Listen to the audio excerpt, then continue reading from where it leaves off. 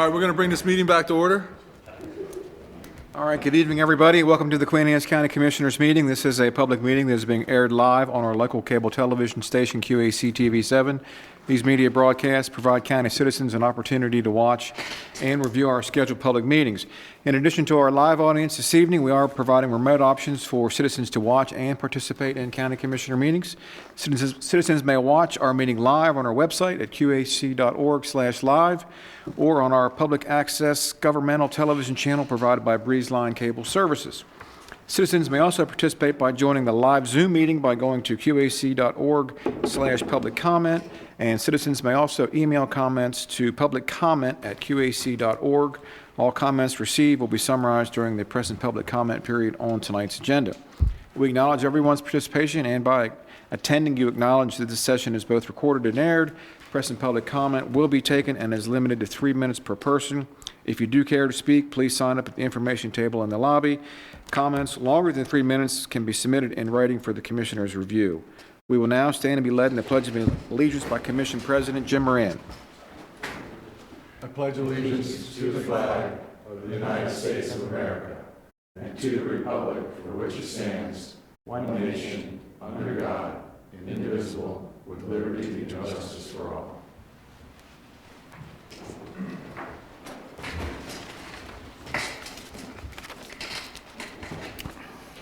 Okay, that brings us to the approval of the agenda and the minutes for this evening. So the agenda for today's meeting, May the 26th, along with the regular session minutes, the closed session minutes, and the Sanitary Commission minutes for May the 12th have been circulated for review.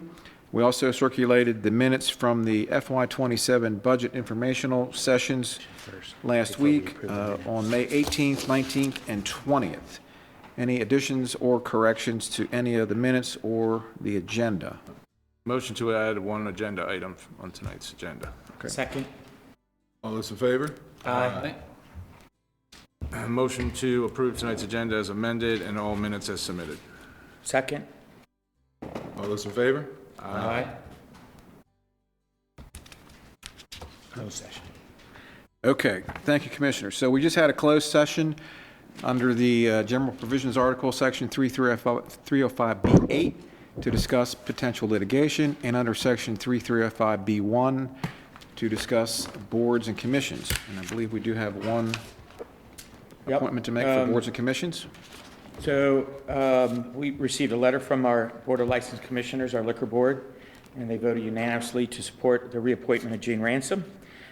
So I move to reappoint Gene Ransom to fill the vacancy on the Board of License Commissioners, our Liquor Board, and also reappoint him as the Chairman of the Board. This term will expire on June 30th of 2030. Second. We have a motion and a second. Any discussion on this topic? Seeing none, all those in favor signify by saying aye. Aye. Opposed? So moved. All right, thank you, Commissioners. So next we have press and public comment. So this is the general press and public comment period. We have a number of hearings tonight, so I don't know if anybody's signed up We for have the no one general. that's signed up. Would anybody like to speak? Seeing none, we'll close press and public comment. Okay, Commissioners, we can go into the legislation portion of tonight's agenda. So that would be tab 7. So under tab 7, item 1, pages 1 through 2, we have the Comprehensive Water and Sewer Plan public hearing for the Marling Farms and Dominion Sewer Service Area designation. So, Mr. Thompson, this is a map amendment to include the Marling Farms and Dominion Sewer Service Area map in the Comprehensive Water and Sewer Plan. This is a area of public health concern. It's been designated such since 1984. And this map amendment is required in order for the Public Works staff to pursue a public health exemption from the Smart Growth Coordinating Committee for an extension of public sewer outside of a growth area. Mr. Thompson? Ready? This is a public hearing being held by the County Commissioner of Queen Anne's County, 5:40 p.m. Tuesday, May the 26th, 2026, in the Commissioner's Meeting Room, Liberty Building, 107 North Liberty Street, Centerville, Maryland. The purpose of the hearing is to consider amending the Queen Anne's County 2011 Comprehensive Water and Sewage Plan. In addition to the hearing, an informational presentation was made on Tuesday, May 12, 2026. The proposal being considered is the Marlin Farms and Dominion Sewer Service Area Map. The amendment seeks to adopt the service area map for the Marlin Farms subdivision and the community of Dominion. The map was removed from the draft 2011 Comprehensive Water and Sewage Plan due to political concerns as to the actual need to service these communities, as were the Southern Canal Sewer Service Area maps, which were subsequently amended back into the plan in 2014. The areas in question have been noted as areas of public health concern since at least the 1984 Comprehensive Water and Sewage Plan and every subsequent plan since.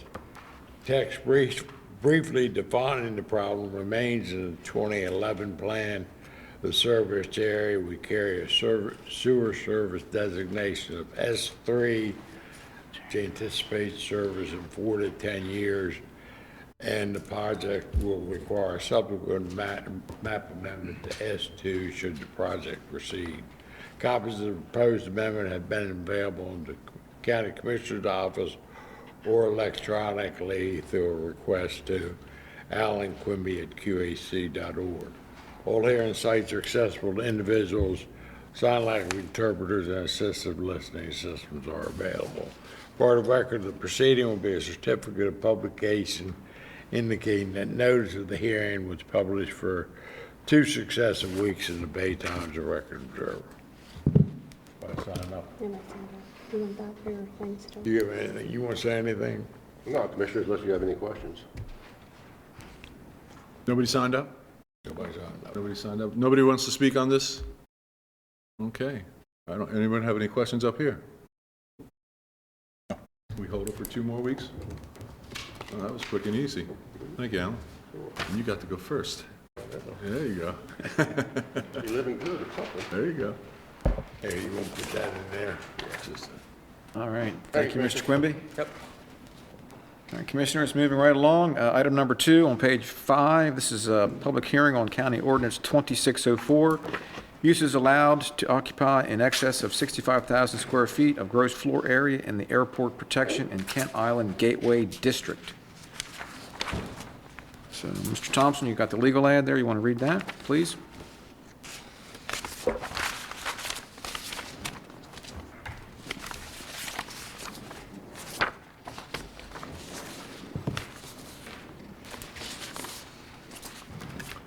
All right.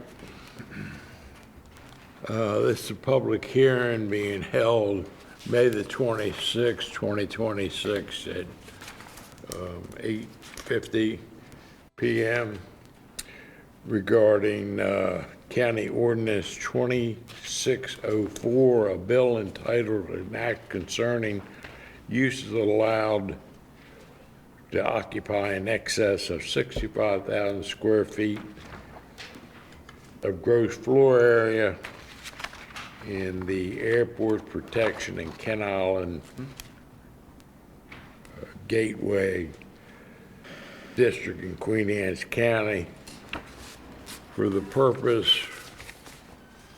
of allowing boat sales and repair and marinas to occupy more than 65,000 square feet of gross floor area in the Airport Protection and Kent Island Gateway APKIG District in Queen Anne's County by amending Section 18-1-34D3 of the Code of Public Local Laws of Queen Anne's County. The proposal received a favorable recommendation from the Queen Anne's County Planning Commission. All hearing sites are accessible to individuals with disabilities. Speakers will be limited to 3 minutes each, but written testimony of any length can be submitted on before the hearing date to the county commissioners. No one signed up. Is there any public comment? Do you all have anything you want to say? I don't have anything specific to say in the amendment, but I just want to introduce you to Mary Ellen, our senior planner. She's been on with us since June, but this is her first time in front of the board, so I wanted to have her introduced. But I don't think you probably, do you have anything in addition to? No, unless you have any questions. Thank you. Welcome. You want to vote on it? Okay. All right, we'll leave it open for 2 more weeks. Thank you.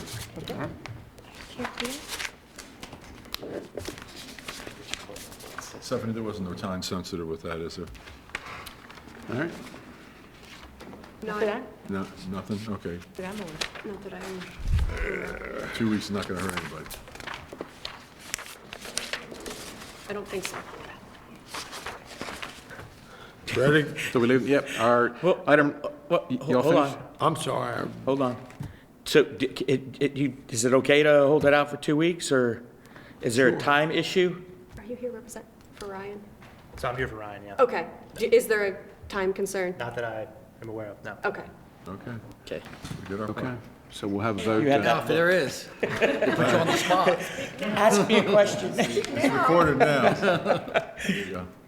All right, Commissioners, item number 3 then is public hearing on County Ordinance 2607. This is for non-residential floor area in the Waterfront Village Center District. This is 2607, page number 6 in tab 7, item 3. Ready? Mr. Thompson? This is a public hearing being held Tuesday, May the 26th, 2026, at 5:50 PM in the County Commissioners Meeting Room, Liberty Building, 107 North Liberty Street. The hearings to receive public comment on County Ordinance Number 2607, a bill entitled An Act Concerning Non-Residential Floor Area Ratio in the Waterfront Village Center Zoning District in Queen Anne's County, for the purpose of increasing the by right maximum non-residential floor area, FAR, from 30% to 40% in the Waterfront Village Center, WVC zoning district, removing the non-residential floor area bonus in the WVC district, and generally modifying and addressing non-residential floor area ratio in the Waterfront Village Center zoning district in Queen Anne's County by amending sections 18.1, 26F2, and N1A of the Code of Public Local Laws of Queen Anne's County. The proposed ordinance received a favorable recommendation from the Queen Anne's County Planning Commission. Copies of the ordinance have been available at the County Commissioner's Office and at the county website. Speakers will be limited to 3 minutes each. Written testimony of any length can be submitted on or before the hearing date to the County Commissioner's Office, 107 North Liberty Street, Centerville. All hearing sites are accessible to individuals with disabilities. Sign language interpreters and assistive listening systems are available. Part of the record of this proceeding will be a certificate of publication indicating that notice of the hearing was published for 2 successive weeks in the Bay Times Record Observer, as well as the recommendation of the Queen Anne's County Planning Commission. No one signed up. Are there any public comments with respect to County Ordinance 2607? Real quick, just want to ask a question. So we're going through via the moratorium, we're changing, obviously, commercial apartments are no longer going to be commercial apartments. Will that automatically, if these were to pass through, will that language update automatically that they would be non-conforming at that point? Or how would that work if they're called commercial apartments, but they won't exist they'll be residential, they won't be considered commercial any longer? So they still would be applied in the same manner Okay, as the commercial apartments stand now in the code. right, okay. Yes. All right. Any other questions? For the public, you should have done this on the other one, but for the public watching, what is the nuts and bolts of this amendment? The nuts and bolts would be for changing the FAR to from 30, excuse me, 30 to 40? 30% to 40%. Which means what to the general public? So the floor area ratio is a sum of all floors, including basements and upper floors, divided by the total floor area. So that is, bless you. So what that means, that regulates the building size on a lot. So by increasing the floor area ratio, the building mass, so to speak, can be larger on a building site. But also the other regulations, the design criteria, parking regulations, and the other design guidelines, critical area stormwater requirements would still prevail on the site. Already? Yeah, right. Were you looking for a specific project? Well, no, I was looking for how that 30 to 40 relates to the public. Okay. That's all. And if I also may, for the public as well, there are other, this is also consistent with many other commercial zoning districts, if I may. The town center, urban commercial, suburban industrial, light industrial, Graysonville neighborhood commercial, suburban industrial, and the airport protection, Kent Island Gateway And those districts are all also have 40%. They're all at 40%, so Yes, we're sir. just bringing this up to what everything else is. Yes. Great, thank you. You're welcome. Appreciate it. We're going to hold that for 2 weeks. Okay, 2 weeks. Moving on. All right, Commissioners, item 4 on page 7, this is public hearing on County Ordinance 2608. This is for commercial apartments in the Waterfront Village Center zoning district. And the objective here is to add additional provisions to allow commercial apartments within that district to locate the commercial apartment dwelling on any same floor, including the first floor. So not necessarily the top floor, it can be any floor. Planning Commission also sent a favorable report to the Commissioners on this amendment. So, Mr. Thompson? Thank you. This is a public hearing being held by the County Commission of Queen Anne's County, Tuesday, May the 26th, 2026 at 5:55 p.m. in the County Commissioner Meeting Room, Liberty Building, 107 North Liberty Street, Centerville, Maryland. Hearings to receive public comment on proposed County Ordinance 2608, an act concerning commercial apartments in the Waterfront Village Center WVC zoning district in Queen Anne's County for the purpose of allowing commercial apartments on any floor, including the first floor in the Waterfront Village Center zoning district, and providing such commercial apartments shall be located on the same floor by amending section 18-126F 4 of the Code of Public Laws of Queen Anne's County. The proposed ordinance received a favorable recommendation from the Queen Anne's County Planning Commission at their April 9, 2026 meeting. Copies of the proposed ordinance have been available at the County Commissioner's office and on the county website. Speakers will be limited to 3 minutes each. Written testimony of any length can be submitted on or before the hearing date to the County Commissioners, 107 North Liberty Street, Centerville. All hearing sites are accessible to individuals with disability. Sign language interpreters and assistive listening systems are available. For the record of the proceeding will be a certificate of publication indicating that notice of the hearing was published for 2 successive weeks in the Bay Times Record Observer, as well as the recommendation of the Queen Anne's County Planning Commission. No one signed up for this either. Is there anybody have any public comment with respect to the County Ordinance 2608? I'll take a stab at this one for the public. Okay. So, Rock on, just take a 4-story building right now, first floor has to be commercial.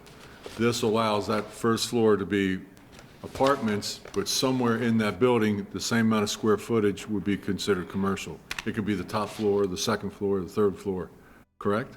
Correct. There you go, one for me. Rock on. So there's no, we're not adding more apartments than what the zoning is set at. We're just moving around where your open commercial area could be. Correct. It's allowing more flexibility, and this would just be in the Waterfront Village Center District. Right. Yes. So I got a feeling we're going to And the start. finally- WVC is located where? There's only one WVC in the It's in county? the Kent Narrows. That's the Kent Narrows? Yes, sir. Yep. Okay. And this will allow them, which I think is a good idea, is use some rooftop space, 4th floor space for the views, so Yes, sir. no problem there. Any other Makes questions? sense. Good, guys? Okay, thank you. We'll hold this for 2 more weeks. That's what I want. You good? Apartment unit? All right, continue. We have a few more of these, and these are all citizen-sponsored text amendments, by the way, so that's why it's taking a little time. We have these all stacked up here. But item 5 on page 8, public hearing on County Ordinance 2609. This is amendments to the transfer development rights standards. The objective here is to amend the transfer development right standards to allow for a transfer or parcel which is designated as open space following the conveyance of development rights to be subdivided through the administrative subdivision process to accommodate lot line adjustments, but not to be reconfigured to create a new lot. All right, Mr. Thompson. Thank you.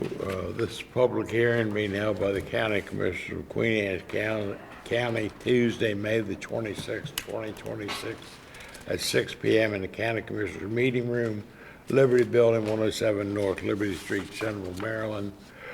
The hearing is with respect to County Ordinance Number 2609, a bill entitled An Act Concerning Amendments to the Transfer Development Rights TDR Standards in Queen Anne's County, Maryland, for the purpose of amending the Transfer Development Rights Standards to permit a transfer or parcel which is designated open space following the conveyance of development rights to be subdivided through the administrative subdivision process to accommodate lot line adjustments, but not to create additional lots, and generally addressing subdivision of open space in Queen Anne's County by amending sections 18.1.101A and 18.1.104A of the Code of Public Local Laws of Queen Anne's County.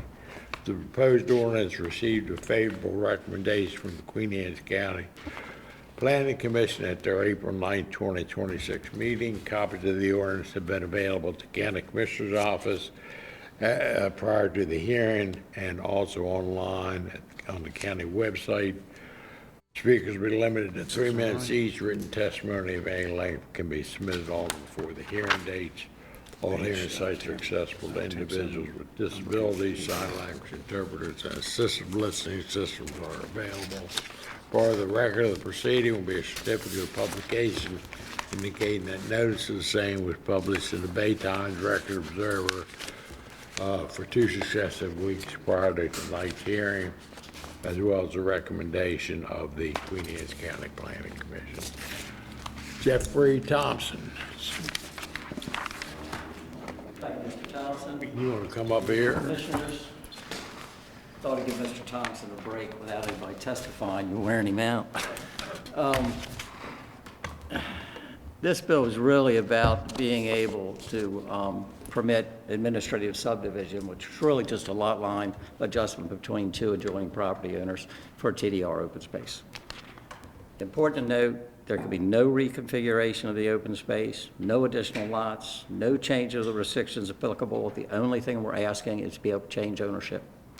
When you look at the map of the restricted lands that was attached by Ms. Jones on the staff report that went to the Planning Commission, nothing changes. It remains exactly the same. We need, as she pointed out in her report on page 3, flexibility, because you never know where you're going to draw that line. Back when these open space areas were created, nobody thought they might ever even sell their farm. Now we're trying to sell, and where do you cut the line? And you might want to cut it along a stream bed. You might want all the farm field to go on one parcel and the woodland on another parcel. You might want to run down a hedgerow. You're going to take into consideration the roads on the farm. It's just a common sense amendment to allow people to subdivide their farms in a way that makes sense. I mean, that's really what it comes down to. I really came up thinking you might have some questions, but that's really it in a nutshell. Anyone else sign up? No one else signed up. Any other? Wherever you're comfortable. Give you a seat. All right. By the way, Commissioners, the sign-up sheet was taken away before we came in. I think Mr. Parker and I both wanted to sign up, but it wasn't there, so Commissioners, good evening. Jay Falstead, Queen Anne's Conservation Association. My comments on Ordinance 2609 are going to mirror my comments on 2610. I'm going to recommend a no vote on this for right now, but with an asterisk behind it, which I'll come to at the end. But just for the record, we're not going to be voting tonight at all. I understand, yeah, and I'm going to submit some additional things later on. In any case, both the TDR program and the NCD program represented an agreement between the landowner and the county when these landowners signed up for it. They knew what they were getting into. They sold their development rights or transferred their development rights, whatever the case is, and that's now included in their deed. And so I understand what Mr. Thompson wants to do by moving the lot lines, and I'm not necessarily opposed to that. But I also fear that you're opening up Pandora's box, because even though the open space may not be reconfigured, by moving the lot lines, you could open the door for land use abuse in the way that you could open it up for not only farm uses, which are already in our code, but non-farm uses. And if you look in our code at just the non-farm uses that could be allowed on farmland, you could have things like tennis courts, lighted tennis courts, pickleball courts, all this stuff that could ultimately be added. And so you've got landowners right now who have purchased property in either one of these programs thinking that this is deed restricted open space and may end up having to deal with something later on. Commissioner McLaughlin, you'll know full well on this, just with the landfill proposal over outside of Centerville. All those people knew what they were signing up for when they bought that property. And now, years later, they're saying, oh no, we don't want a landfill. Imagine something non-farm related coming into the equation at this late date. You're going to have this room filled with people saying, a bunch of NIMBYs, and I'm always on the side of the NIMBY, saying, you know, we don't want this next to us, or we don't want that in our neighborhood. And so I just feel like you're opening up Pandora's box. The asterisk part, I believe there's a way to solve this. I'm not opposed to lot line adjustment, and what I'd like is the opportunity to work with Mr. Thompson on both these ordinances and try and come up with a solution that takes away the non-farm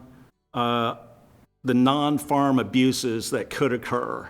If we're going to have lot line adjustments, where does that end? Right now, there's 10,000 acres in both of these programs divided by 128 landowners.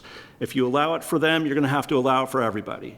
And so with that, I'll end it. And unfortunately, I'll have to repeat some of this on the next ordinance.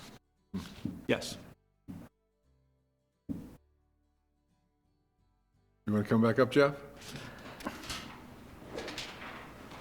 Well, you've got Ms. Joseph, so she can answer much of what he had to say, but you have the same restrictions on the land before and after. Just So the microphone can't hear you. get the chair so the mic They gets you. can't hear you on TV if you're...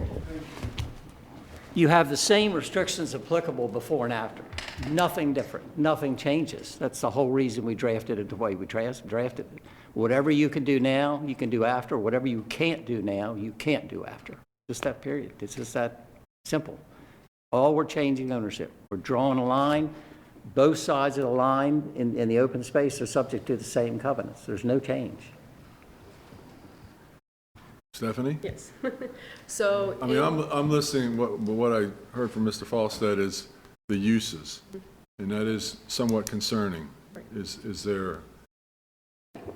So there's no change in the use that can be put on open space. There's no what? There's no change from when going through an admin process. If the text amendment was to succeed, there would be no change on the uses that would be permitted within that open space. So any acreage that is in open space is restricted to only the uses listed in 18-1-12, which is... But does that -12 have pickleball courts and lights and... It has recreational uses, but that's something if they essentially wanted to do now, that they could. It also includes shooting clubs. It includes all your standard farm accessory dwelling units. Goes on to talk about also your mines up to 5 acres. So there are uses that are not considered, your traditional farming uses, but they are included in that language where it does allow that use within the open space. So basically, all you're suggesting is that you kind of drill down into this and perhaps maybe eliminate some of those non-farm uses. What I'm suggesting is this. I understand what Mr. Thompson's dilemma is. He mentioned a geologic feature on his land. That makes perfect sense to me because there might be a strip of land that is unusable for a farmer or whatever. And so I understand the need, the desire to move the lot line. All I'm suggesting is in circumstances where you're going to move the lot line, that some of those other uses of which Stephanie's mentioning, along with a whole long list of others which aren't mentioned, should be taken off the table. Because these landowners made an agreement with the county. The agreement's there. We So get that. let's just try and tighten things up so that there's no abuse. And they're not changing the agreement. That's the whole point. We're not trying to change the agreement at all. Well, then you And shouldn't if you have a want problem to, with if the you want to change, if you want to change the uses that are permitted in the open space, you should do it for everybody. I mean, if it's that important, if you don't want it when I cut the line, why would you want it now? If you weren't going to allow the subdivision, they can do it now.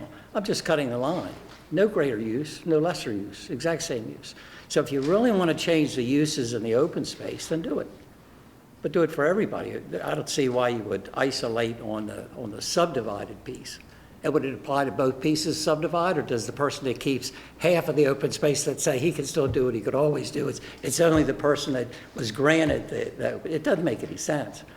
So Stephanie, this can be open for 2 weeks. Could you bring back, has this ever happened where one of these uses has actually gone in, come to fruition on one of these particular spaces? Just in general, In general? for the entire Yeah, for open the whole, space yeah, in yeah, the yeah, county. yeah, just curious to see. The if- non-farm uses, like Correct, consumer yeah. use. Yeah. Yeah, could you bring that back? Yes. All right. That's all I had. All right. Is there any other public comment with respect to County Ordinance 2609? I feel like we're going to get the same comments. It's going to be like Groundhog Day on the next one, right? Well, with this, like I said, we're going to leave it open for 2 weeks. You're going to look that up for us, and if you guys wouldn't mind talking to each other within the next 2 weeks.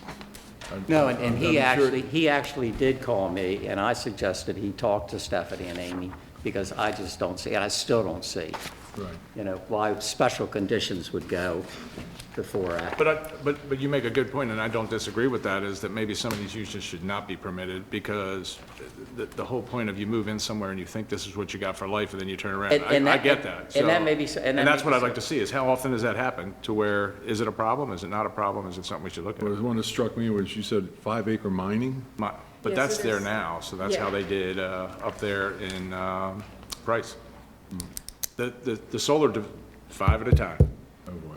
But it's maxed at the 5 acres, as I remember, yeah. until you go to a major. Yeah, right. But I don't know that you could do a major in. No, you cannot do a You cannot do a major major in on the, open space. On the open restricted, space, okay. on deed restricted. Gotcha. Very good. All right.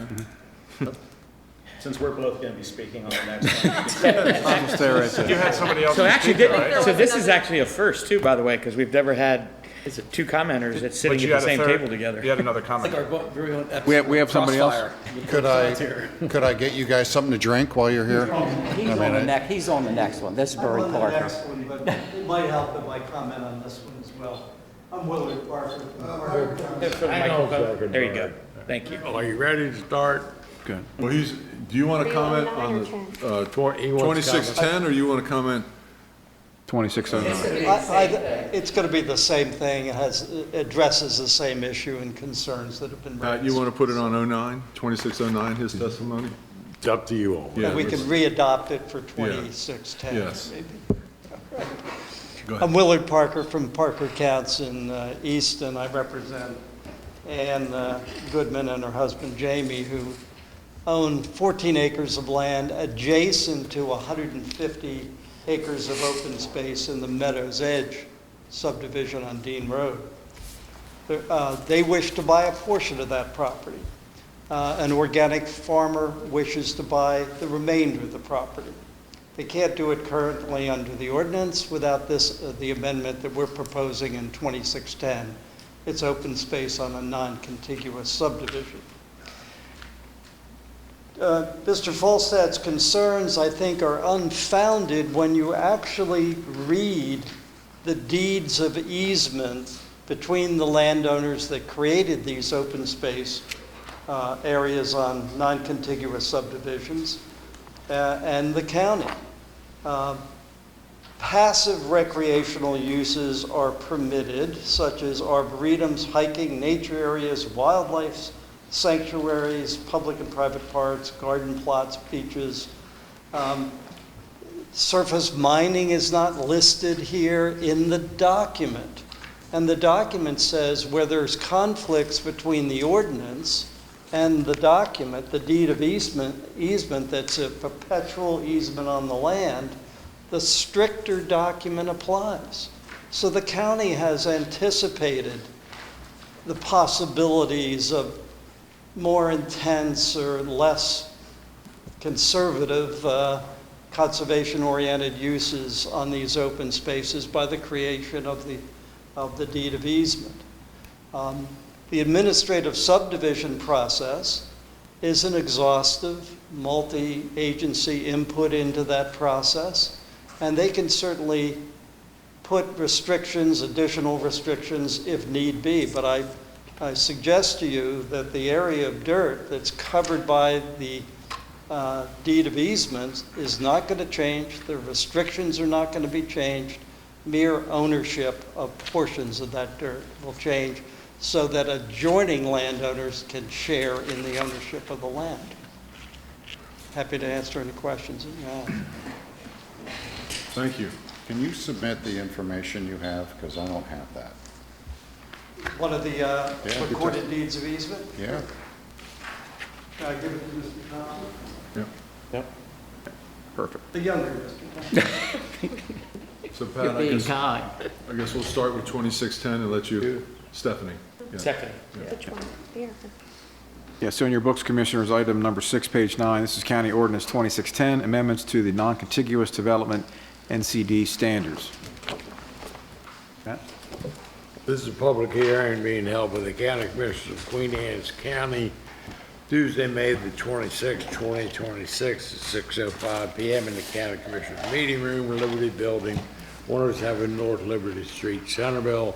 The hearing's on proposed county ordinance number 2610, a bill entitled An Act Concerning Amendments to the Non-Contiguous Development NCD Standards in Queen Anne's County, for the purpose of amending the non-contiguous development standards to allow a non-contiguous and developed parcel which is designated open space to be subdivided through the administrative subdivision process to accommodate lot line adjustments, but not to be reconfigured or to create new lots, and generally amending and addressing the subdivision of open space created on non-contiguous and developed parcels under the Queen Anne's County zoning ordinance by amending section 18198 of the Code of Public Local Laws. This proposed ordinance received a favorable recommendation from the Planning Commission at their April 9, 2026 meeting. Copies of the ordinance have been available to the County Commissioner's office and on the county website. Speakers will be limited to 3 minutes each. Written testimony of any length may be submitted on before the hearing date to the county commissioners. All hearing sites are accessible. The individuals with disabilities, sign language interpreters, and assistive listening systems are available. Part of the record of the proceeding will be a certificate of publication indicating that notice of the same was published for 2 consecutive weeks prior to tonight's hearing, as well as the recommendation of the Queen Anne's County Planning Commission. Jeff, you've signed up. Do you want to have anything else as Yeah, I'll speak. And Mr. Parker asked if he could come up.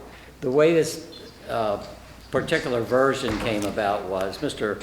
Parker filed on behalf of the Goodmans a proposed amendment that would have permitted the subdivision of the developed parcel open space. I then, on behalf of Shirley Schaefer, filed an amendment of the same section in order to permit the subdivision of the non-contiguous parcel, which is the transfer parcel. You transfer the rights over that parcel. clearly in conflict. So then I drafted one on behalf of the Grays, trying to incorporate both of our wants and needs. And then Ms. Jones corralled us all together, and we tweaked it. And it became what I ended up calling the reconciliation language for 3 competing text amendments. And that way she didn't have to deal with, you know, what's good and what's bad. We all kind of agreed this was the best solution, and that's what we're here to consider tonight. Really, what Mr. Walker said about it is a deja vu, because it's the same thing except for, of course, TDRs are about critical area and NCD is about upland.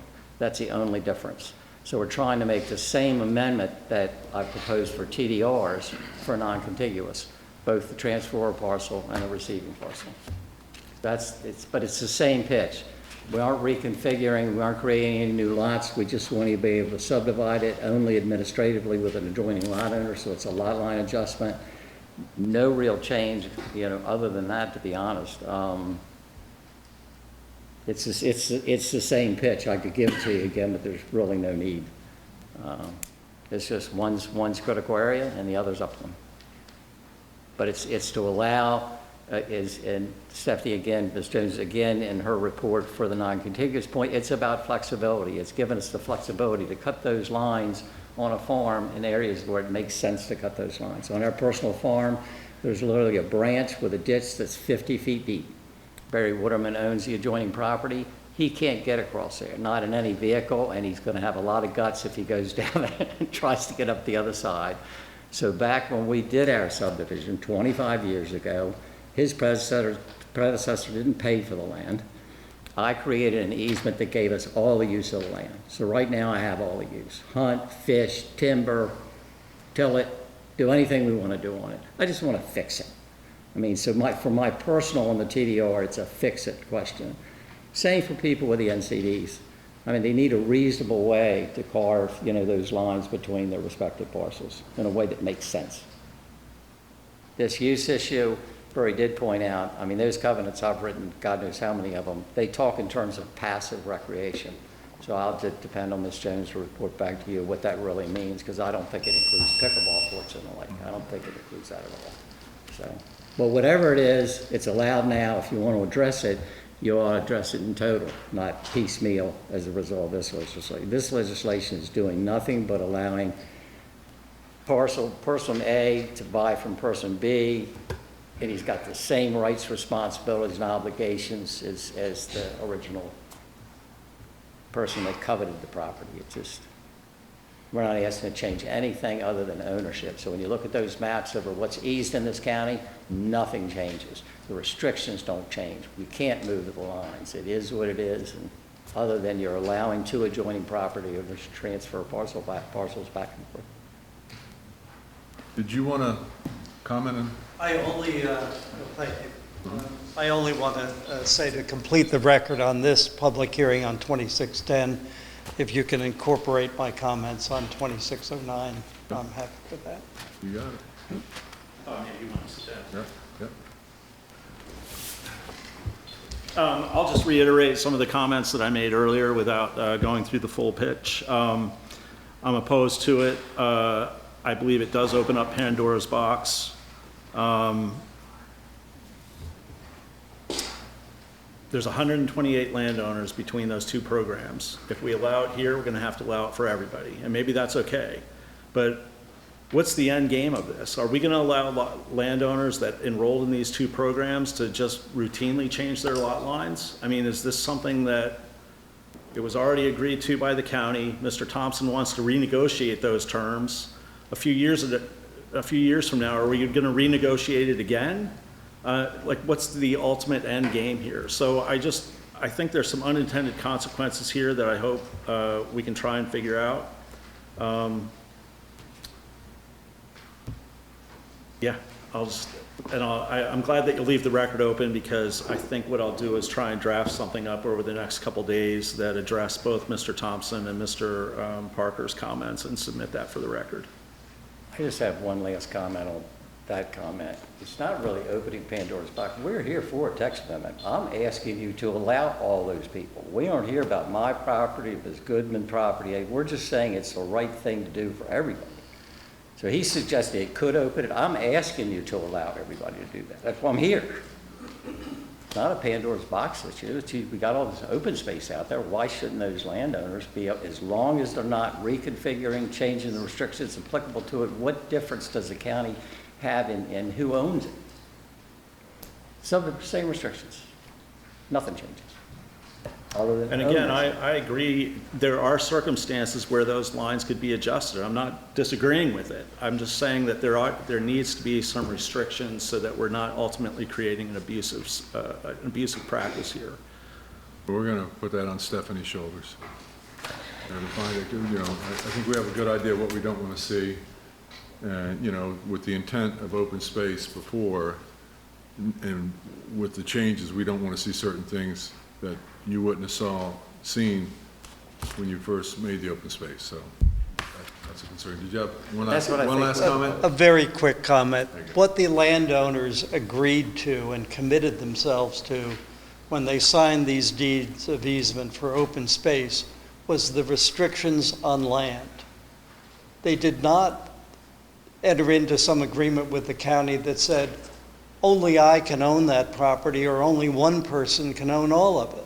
That wasn't part of it. In fact, some of the deeds of easement actually allow for subdivision, but ordinarily approval is needed to do that. This is the process to gain the approval. So we're not changing any commitment that landowners made with regard to how the land is restricted. Thank you. Well, we're going to leave it open for 2 weeks. Stephanie's going to vet this for us and bring it to us, and we'll go from there. Thank you, gentlemen. Just to confirm, you want the same for the TDR and the NCD open Yes, space? please. Correct. You have the numbers for both, okay. Great. Yeah, I suspect the TDR is even more restrictive, just because you're in the critical area. All right, thank you, gentlemen. Thank you. All right, thank you, everybody. All right, Commissioners, item number 7 on pages 10 through 15, we have public hearing on County Ordinance 2612. This is the Queen Anne's County Forest Conservation Act, Chapter 18.2 of the Code of Public Local Laws. This particular amendment has been prepared by staff. We have a presentation here. This is a fairly comprehensive update, so I'll let Mr. Thompson read the legal ad, and we can do the presentation to advise and inform the board and the public at large. So, Patrick? Ready? This is a public hearing being held by the County Commissioner of Queen Anne's County, Tuesday, May 26, 2026, 6:10 p.m. in the County Commissioner's Meeting Room, Liberty Building, 107 North Liberty Street, Centerville, Maryland. With respect to proposed County Ordinance 2612, a bill entitled An Act Concerning the Queen Anne's County Forest Conservation Act, Chapter 18.2 of the Code of Public Local Laws, for the purpose of repealing and replacing Chapter 18.2 of the Code of Public Local Laws of Queen Anne's County, the Queen Anne's County Forest Conservation Act, bringing the Forest Conservation Act into compliance with Senate Bill 526 and House Bill 1511, which articulate numerous changes to the Maryland Natural Resources Title V Forests and Parks, Subtitle 16 Forest Conservation, Section 5-1601 through 5-1612, provided for definition, rules of interpretation, and purpose, provided for application of the provisions, amendments thereto, provided for qualified professional, general requirements, and a declaration of intent, provided for forest stand delineation, forest conservation plans, riparian buffers, and for retention, afforestation, and reforestation, providing for local conservation fund, fee in lieu, and payments by credits into an approved forest mitigation bank, providing for native tree species, financial security, protective agreements, and standards for protection of trees, providing for variances, inspections, and commercial timber harvests, providing for violation penalties, and generally addressing, regulating, and protecting forest resources in Queen Anne's County by repealing and replacing Chapter 18.2 of the Code of Public Local Laws of Queen Anne's County. The copies of the ordinance have been available to County Commissioner's Office, 107 North Liberty Street, Centerville, Maryland, during regular business hours and on the county website. Speakers were limited to 3 minutes each. Written testimony of any length but could be submitted on before the hearing date to the county commissioners. All hearing sites are accessible to individuals with disabilities. Sign language interpreters and assistive listening systems are available. Part of the record of this proceeding will be a certificate of publication indicating that notice of the hearing was published for 2 successive weeks prior to tonight's hearing in the Baytimes Record Observer. No one has signed up to testify. You have anything you want to? Yeah. First, I'd like to say thanks to our entire department. This is kind of a full entire department kind of work. So I'm going to let Doug give the presentation, but everyone I think in the office deserves credit on this one. All right, good evening, Doug Summers, County Planner. This evening I just wanted to provide a brief presentation on proposed Forest Conservation Act update and text amendment 2612. Very quick background, between 2019 and 2022, several state-level legislative measures and directives resulted in a comprehensive statewide forest analysis and study. Out of the study, 2 bills were passed by the Maryland legislature in 23 and 24. The legislation led to a policy shift for the state from no net forest canopy loss to a net gain of forest canopy. These goals are to be met through a combination of initiatives that include strengthening of the Forest Conservation Act and several other forest-oriented programs monitored at the state level. The deadline for implementation of the Forest Conservation Act code updates has been set for July 1st by the state. For the Forest Conservation Act, applicability will remain the same as it applies to site plans, subdivisions, and grading and sediment permits. There are some changes to exemptions that have been introduced to include reduction in the scope of intrafamily transfers. There's an exemption from afforestation requirements for solar projects, and there's a few new exemptions related to stream restoration and residential housing. One of the biggest changes is a 1-to-1 reforestation rate. So essentially, if you cut a tree, you have to plant a tree. The only exception to this standard would be within the growth area and with multifamily housing projects, in which the rate is reduced to 1/2-to-1. Another substantial change is riparian buffer requirements. Any unforested riparian buffers on a property that falls under the Forest Conservation Act has to afforest or that has afforest or reforest requirements would need to completely plant the unforested length of their buffer. A couple other additional changes include the county must now approve any clearing within priority forest areas. There have been new areas added to that list.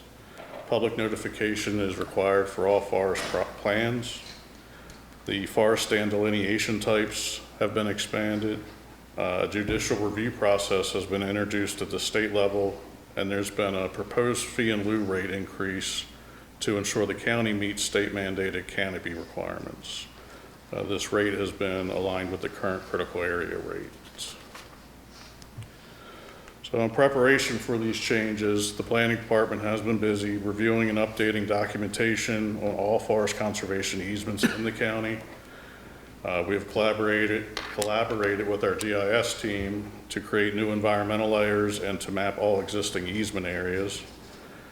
The department has revised worksheets, checklists, and other related legal documents, and the team has worked diligently drafting county code language based on the state's ordinance and annotated code. DNR has provided essentially approval on our language, and it received a favorable planning commission recommendation. The last thing we did was evaluate those current fee in lieu rates, which have remained unchanged since the mid-90s. to ensure they generate sufficient funding to meet state mandated canopy goals.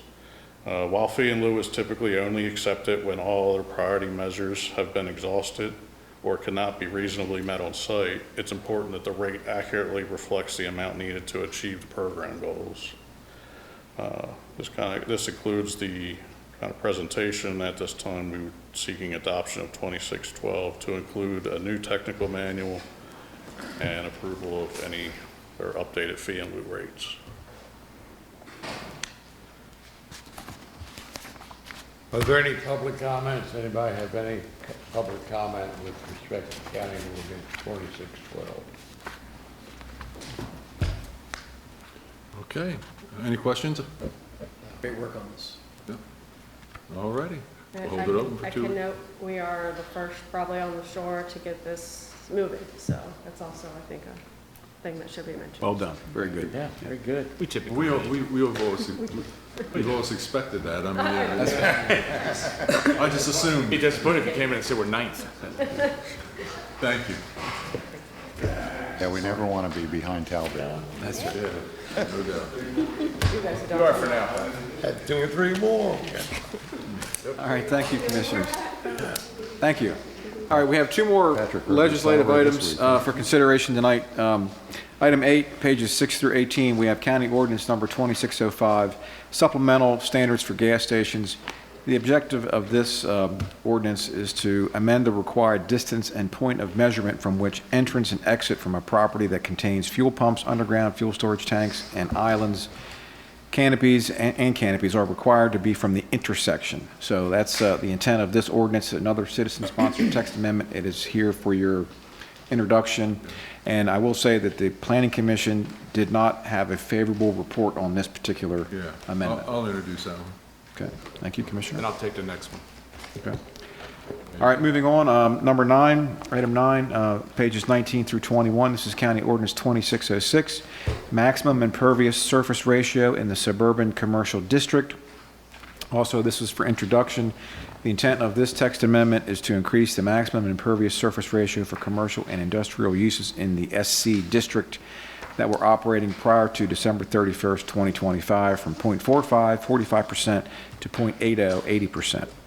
I want to introduce 2606. And also, I'll mention that this also did get an unfavorable recommendation from the Planning Commission, those 2. So we'll have hearings for those 2 bills June 30th. June 30th. Okay, all right? Thank you.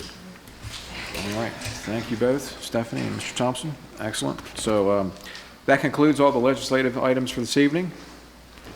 We can move into the presentations portion of the agenda now? Absolutely. All right.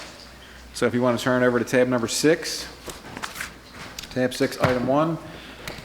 Item 1, page 1, we have our friends for the Motorcycle Safety Awareness Month. Gentlemen, you want to come on up? We have Ken Eaton, Executive Director of ABATE of Maryland, for Proclamation 2609. And please, Ken, introduce your guests here. I have with me today Gloria Calley, a longtime member of ABATE of Maryland and resident here of Queen Anne's County, and Mark Kersner, also not quite as long-time member, but a while, and a resident here in Queen Anne's County. Excellent. I'm also a resident, but it's kind of like the Hair Club for men. I'm also the executive director for the state. All right. As a resident of Queen Anne's County, would expect nothing less from you. That's right.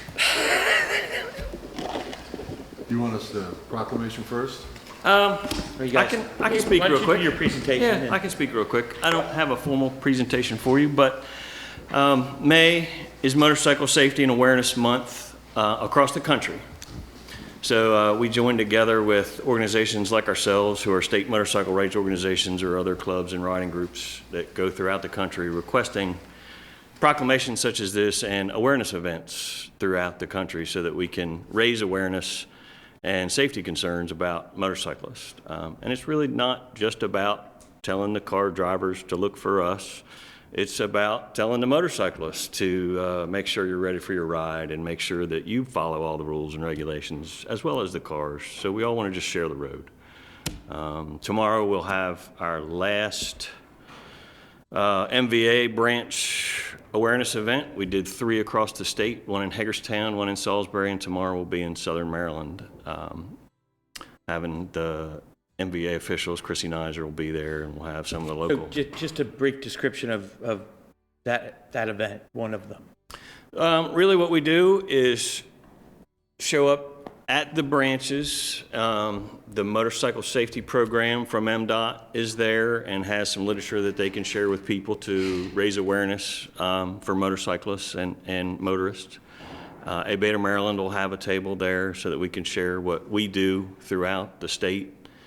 Like I say, Chrissy Nizer will be there and present some awards to basically A Beta and other organizations. We'll have some regional politicians show up. There's been a new law passed this year that we helped with that added a question to the pool of questions for driver's licensing exams in Maryland.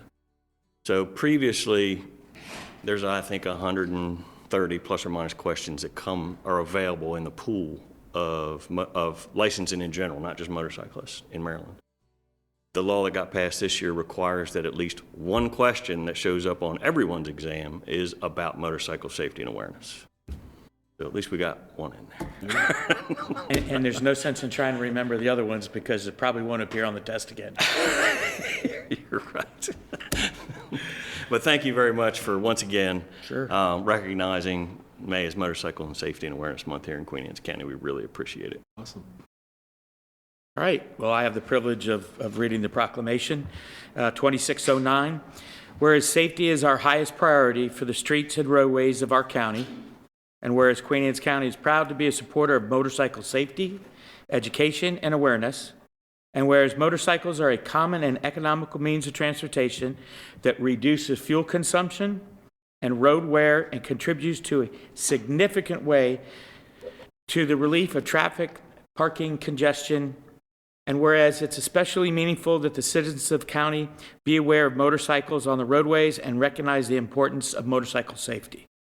And whereas the members of the Midshore chapter of ABATE of Maryland Incorporated continually promote motorcycle safety, education, and awareness to the general public in our county and state.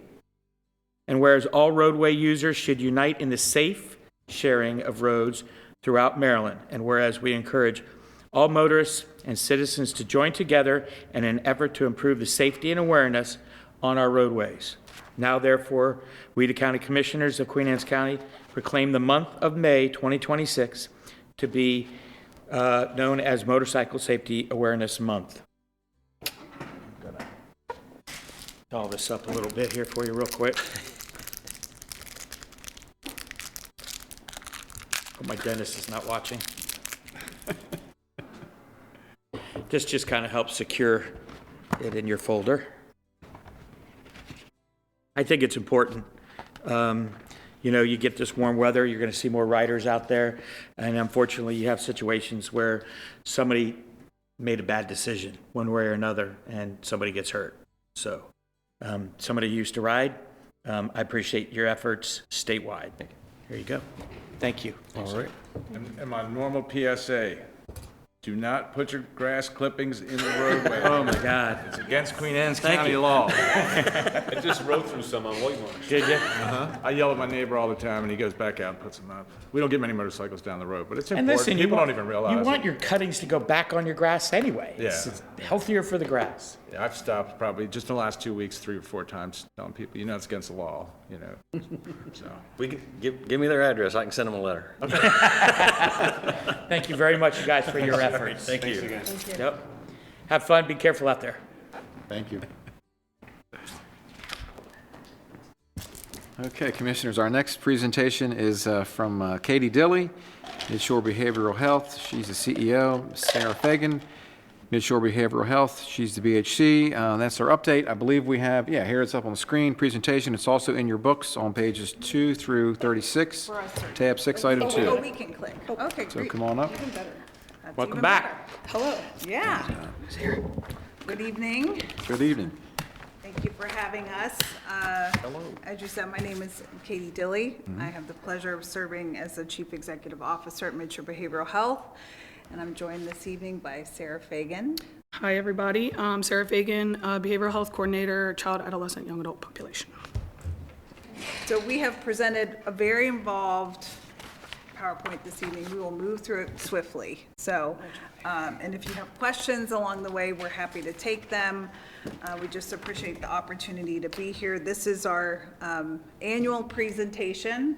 I'm excited that we could get on the calendar for the month of May, given that it is Mental Health Awareness Month, this is the 77th year of Mental Health Awareness Month. So it's really an honor to be here during this time to give you our annual update and also ask for your support with our letter of agreement to continue to serve as your core service agency in the coming year.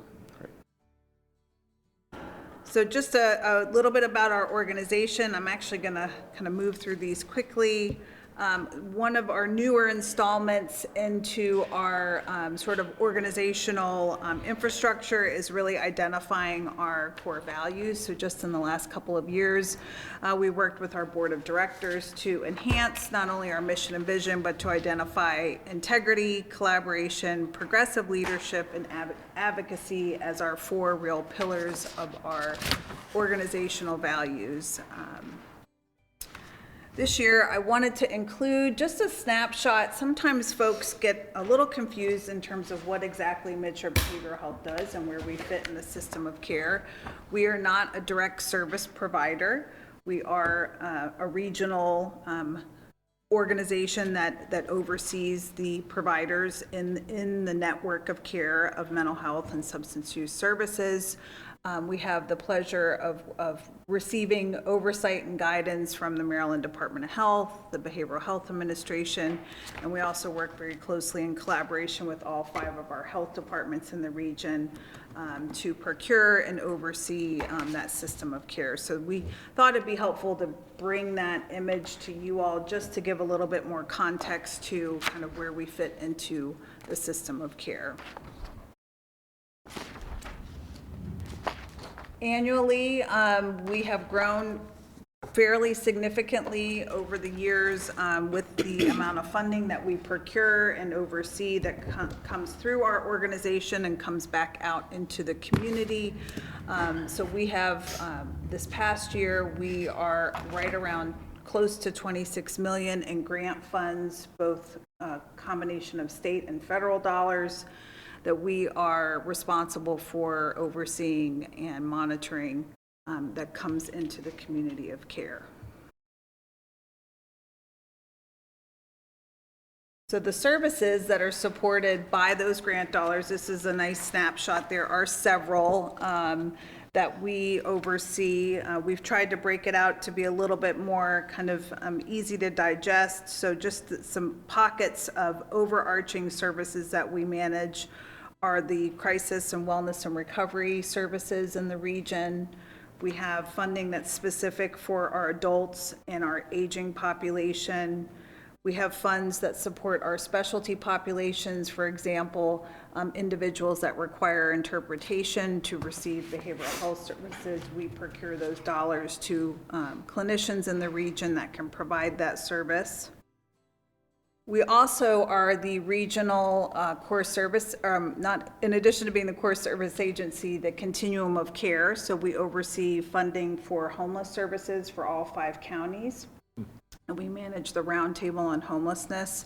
So we do receive funds from the Department of Housing and Community Development, as well as the Housing and Urban Development federal organization. We have expanded significantly in the last few years our funds to support our child and adolescent and young adult population. And then one sort of niche program that Midshore Behavioral Health does have and most of the local authorities in the state do not, is we have a specialized forensic mental health program where we work with individuals that are involved in the criminal justice system that have behavioral health needs. And some of these services are not just 5 counties. We do procure and oversee all 9 counties of some funding. For example, our state opioid response dollars, we oversee that for all 9 counties on the shore, as well as funding for our crisis response system. and those program services. So that's a little bit unique. And we do closely work with all 9 counties to make sure that those services are doing what they're supposed to in the communities. But we are the primary responsible entity to oversee them. A lot of opportunities to get involved for those of you here in the room and those of you watching online. We have several spaces to convene our providers as well as community members and individuals with lived experience. Our work groups are something that we're very known for. We've added several over the years that really kind of are specific to a population or a need. A couple of newer groups that we've brought into the fold recently is we have a group specifically for our autism providers and autism resources, and a group that is on the horizon for the coming year is we will be establishing a veterans work group as well. Alrighty, I'm going to go through some regional highlights. You can go to the next one. Yep. I'm going to start with crisis response highlights. Eastern Shore Crisis Operations Center, they provide frontline crisis support for 9 counties. In fiscal year 25, there were 8,435 calls that came in. And then for fiscal year 26, just the first 6 months, there were 3,671 that came in. There was a crisis intervention training that was facilitated. And in fiscal year 25, 23 individuals were trained, and then in the first 6 months of 26, 30 individuals were trained. We're also pushing out the 988 initiative a lot, and this is through SAMHSA, it's the Suicide and Crisis hotline. You can text, you can call. It's really convenient for the youth especially. What's the response time on that? Oh, it can vary. We're working on that. Is texting faster? I don't know the statistics on the text response, if it's faster necessarily. There are the hotline averages can vary. I know that we have had some issues with how swiftly calls have been responded to, and we're working with the administration and also at the federal level to make, try to work out those kinks. I don't know the answer in terms of the text versus call, but we can follow up on that.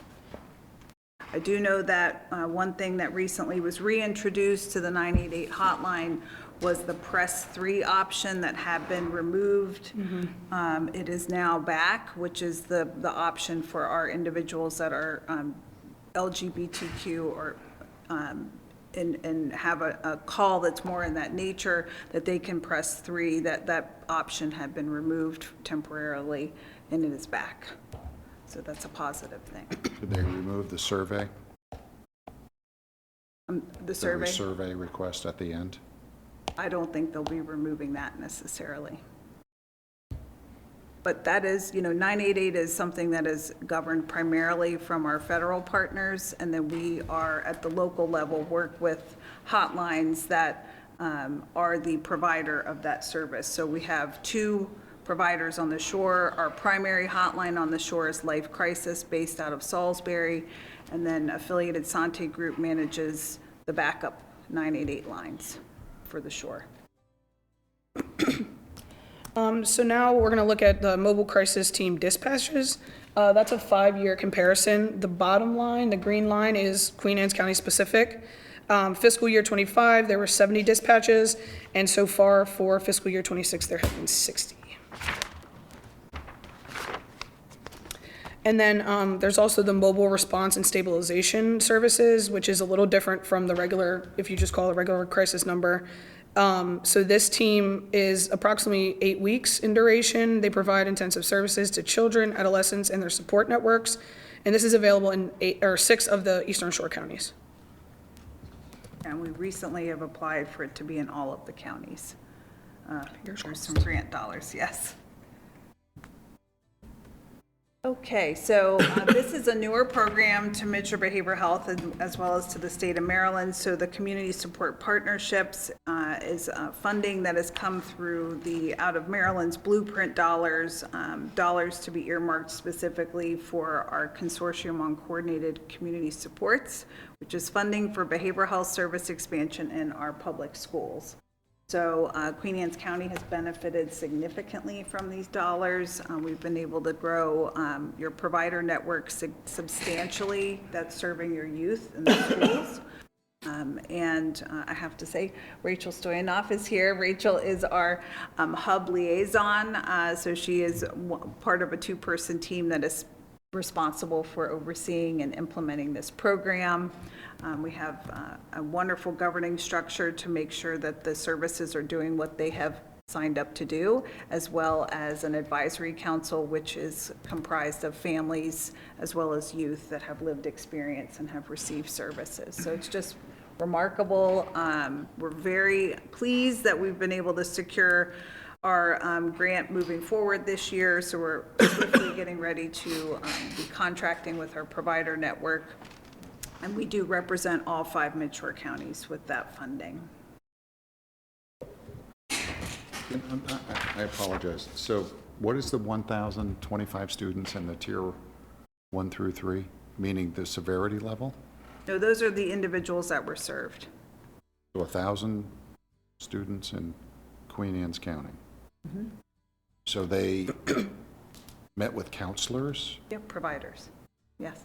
Provided by Midshore? No, we're not a provider. We have a provider provided- network that is funded. Who's our provider in the county? We have multiple. I think there's 9 in Queen Anne's County, 9 different groups serving the county, provider groups. Not all of them are funded through these dollars. There were some in place that had contracts with the schools already before these dollars became available. This is just allowed for those services to expand greatly, and also include substance use services as well. So it's been tremendous to see the impact. So this portion, how long has it been available? I mean, is it? We're going into our 3rd year of services.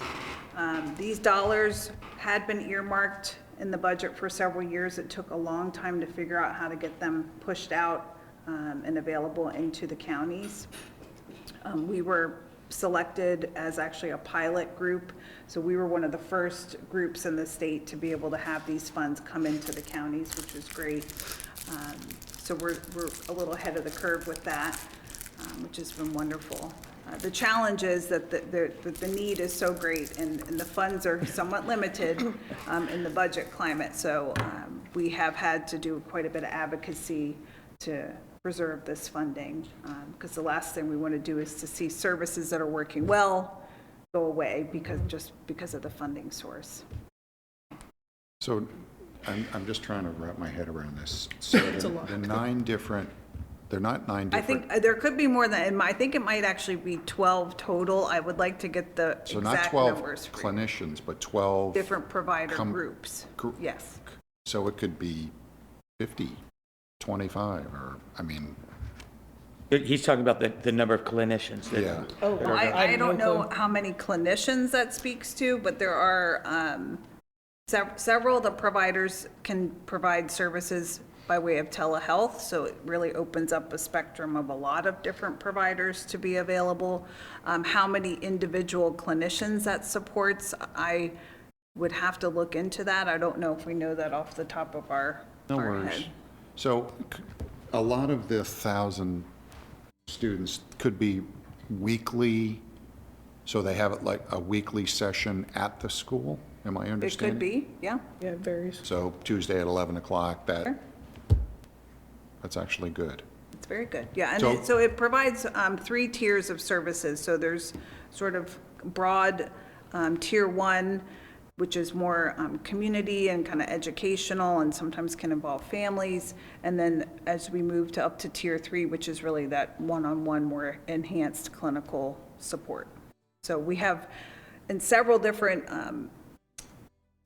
models of care, evidence-based practices are supported under these dollars and are actually required to be provided to be eligible for the funding. So there's been a lot of investment from the National Center to make sure that what these dollars are supporting are going to very quality providers with refined skills that are expected to be delivered. So Tier 3 is one-on-one? More intensive, yes. And it could be virtual or in person? Yeah. Thank you. Yeah, and this is done in very close collaboration with your leadership in the schools.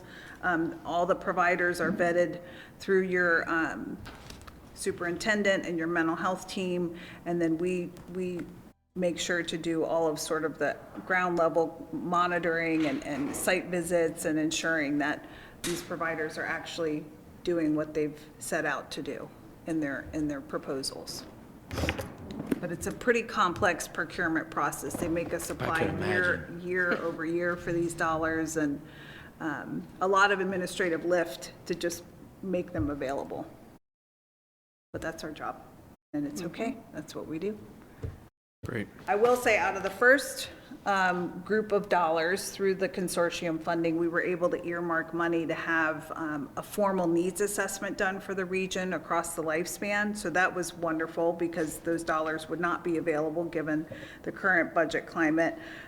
So we did contract with an organization called Due East Partners to partner with our organization to do a full spread assessment, which actually was this time last year coming to a close end. We wrapped up that needs assessment at the end of June of fiscal year 25, and wanted to highlight just a couple things that came out of that assessment that may be of interest. So no surprise that top two things that showed up really across the board were, or top three: housing needs, mental health services, and transportation, which we know is a very complex issue on the shore.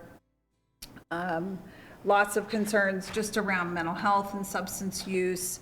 Most counties in the midshore reported concerns around alcohol consumption as a primary substance use concern. So mind you, this is information that was reported by community members. So that voice is so critical to inform our work. So really, you're hearing straight from your community members with these survey results.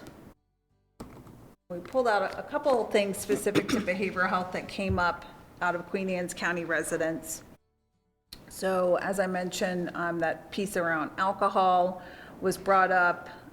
Also just concerns around depression and just mental health in general. One thing that I think we're on a path to see our provider network starting to grow and get a little more traction with infrastructure in the county, but the ratio of residents to provider availability in the county is challenging. So, you know, we find that a lot of members are going to neighboring counties to receive services like Talbot County. So we're working on that. We've actually had quite a bit of movement in the last year, especially with substance use providers of different forms, different levels of care coming into the county. So that's positive movement.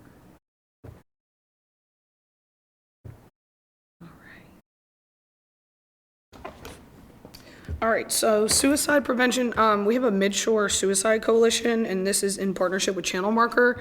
The goal is to provide education and awareness. A few events and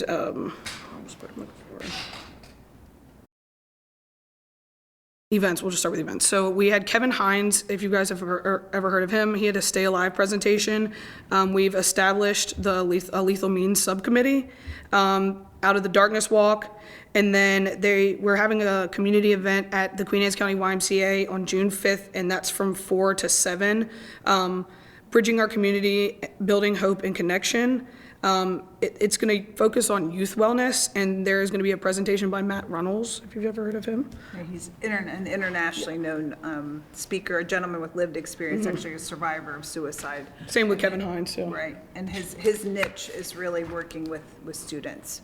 So we're excited to welcome him here at the Y here in Centerville next week. That's great.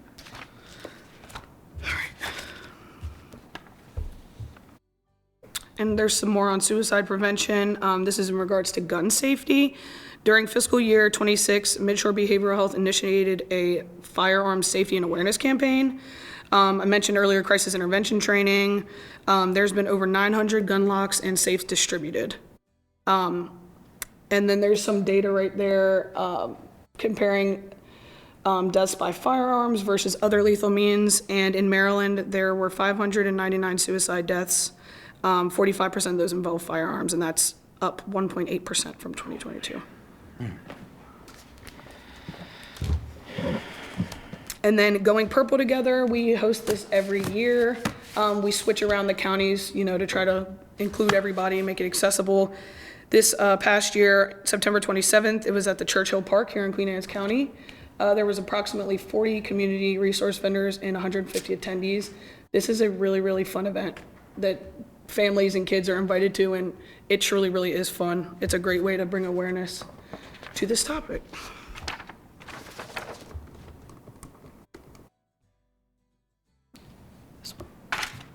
Want me to do this? Yeah. Okay. So the Rural Advancement of Maryland Peers, this is a new program that we just received grant dollars through the Department of Labor to support. This is really highlighting our workforce in our peer support network, getting them trained and certified to be able to get into the behavioral health workforce, since they are recognized for their incredible work. And the training is often cumbersome and expensive. So we have secured these dollars for the next 2 years to hopefully train 15 individuals to become certified peer support specialists, which is great. We are also working closely with the Eastern Shore Area Health Education Center. They also received some dollars through this grant opportunity, so we'll be doing some things in close partnership with them. I'm gonna jump through a couple of these just because I'd like to get to more Queen Anne's County specific highlights. One thing I will share, these are sort of high-level highlights. We've been doing a lot of work with your leadership in the judiciary space here in the county, in partnership with Kent County. We meet monthly. We're looking at doing potentially a pilot diversion project, which we actually just submitted a grant for, hopefully getting funding for that today, that would support individuals that are in a need of mental health support that are in detention to have an alternative location to either complete their sentence time or just have some stabilization during their detention. So fingers crossed, but we've done a lot of great work. I know that Judge Cradaville and Judge Knight, we're also piloting a project where we are receiving, with the permission of the petitioners, anyone who is filing for an emergency petition for a loved one or a person in their neighborhood or a friend, that we are getting a referral to follow up with that support network to offer our services when someone is in need of that level of emergency petition intervention. So that's a new initiative we started within the last quarter, and it's been very successful.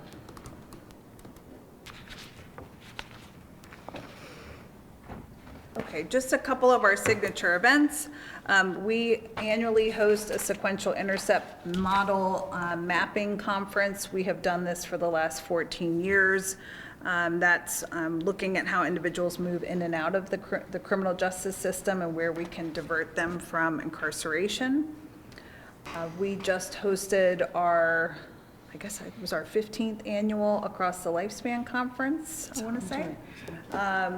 And this year's focus was suicide prevention across the lifespan. And as Sarah mentioned, we are looking forward to our Going Purple event, which of course is coming up in September. Oh, I don't know what just happened. Sorry. Speedy. This year we had a couple of new signature events that we're folding into our other events that we put on. We're doing Good Samaritan law training in the counties. We just got some funding to do this specifically in the coming year in Caroline County. This year we did it in Talbot. And we have a workforce excellence program that we've started out of our continuum of care leadership that has another class coming up here in Caroline County. We started down in Dorchester, so we're moving that program through the counties.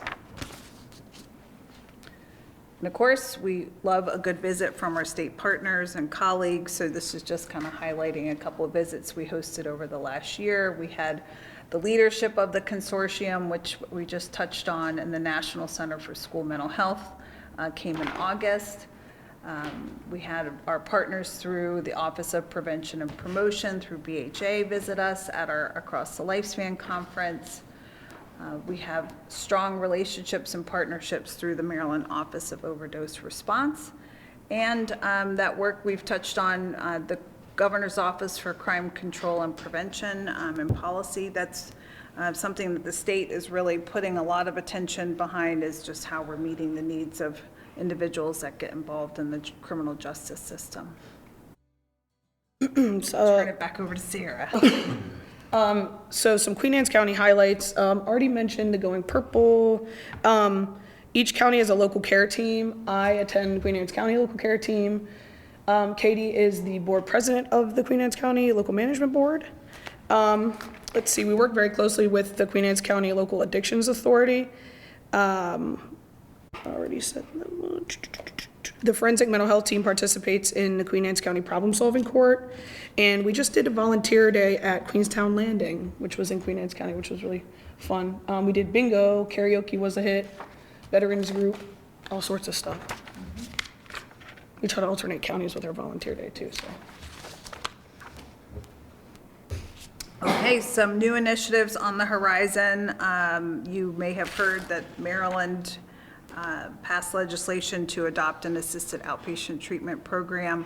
The Eastern Shore is part of a pilot 1 group, or phase 1 group, I should say, for rollout of this program. So it's all 9 counties of the Eastern Shore, along with Anne Arundel County and Baltimore City, are scheduled to go live on July 1st with implementing assisted outpatient treatment. There's been a lot of work that's gone into this, but there's still a lot that we don't know until the program really gets off the ground. This would allow for an additional opportunity for family members or loved ones or concerned community members to file an order to have an individual be engaged in their outpatient treatment for their serious and persistent mental health. This is just for adults. There's a lot of requirements and criteria to be eligible to receive an order. The Shore, we are hoping to have at least 2 care coordinating teams. We haven't gotten confirmation on that from the administration, but as soon as we know who our care coordinating teams are for individuals that have an assisted outpatient treatment order, we will certainly be working closely with them. And our Rural Health Transformation Program, so the competitive funding for the behavioral health service expansion dollars were due today at 2 p.m. And I'm glad that to say that we submitted. So we put in a few, I think, really interesting, transformative partnership requests. So holding hope there. Those dollars have a lot of different initiatives tied to them, but of course behavioral health is the one that we're focusing on. So we have some 3 priority areas around mobile treatment expansion, suicide prevention, and as well as our diversion initiative. So we'll see, we'll hopefully hear over the summer if we've been able to have those dollars be awarded.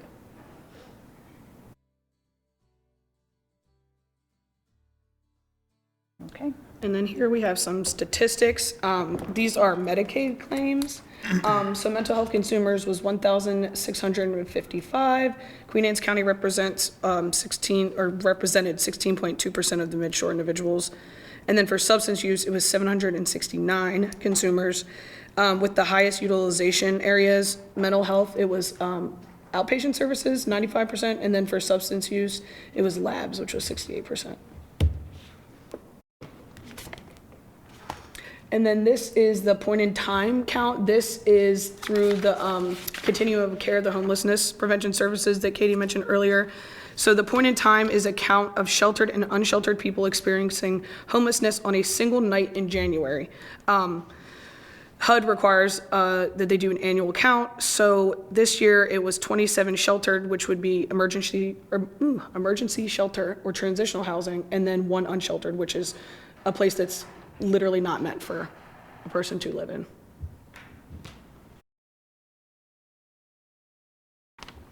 And we just thank you for your support. And this is how you can get a hold of us if you have any questions. But happy to take additional questions as well. That was very comprehensive. Thank you. We didn't even read it all. That's a crazy part. No, it's a lot of information. We appreciate your time. It is a lot. I don't know how you keep it straight. Wow. We also have the fiscal year 2027 letter of agreement for Right. your consideration tonight as well. It's an action item. Oh, yeah. Yes. Great presentation. Oh, thank you. Very good. The $168 million rural health transformation grant that was due today, or the paperwork was due today, is that, That's for the pillar 2. The 168 is broken up into some clumps. Only 16 million of it is for behavioral health.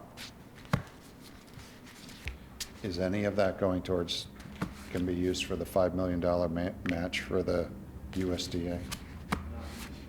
No, it can't be used for that. It's federal funds. Yeah, I know. Can't use federal to match federal. So are you speaking? Are you? You're just addressing your email from the other day? Yeah, come on up, Bryce, yeah.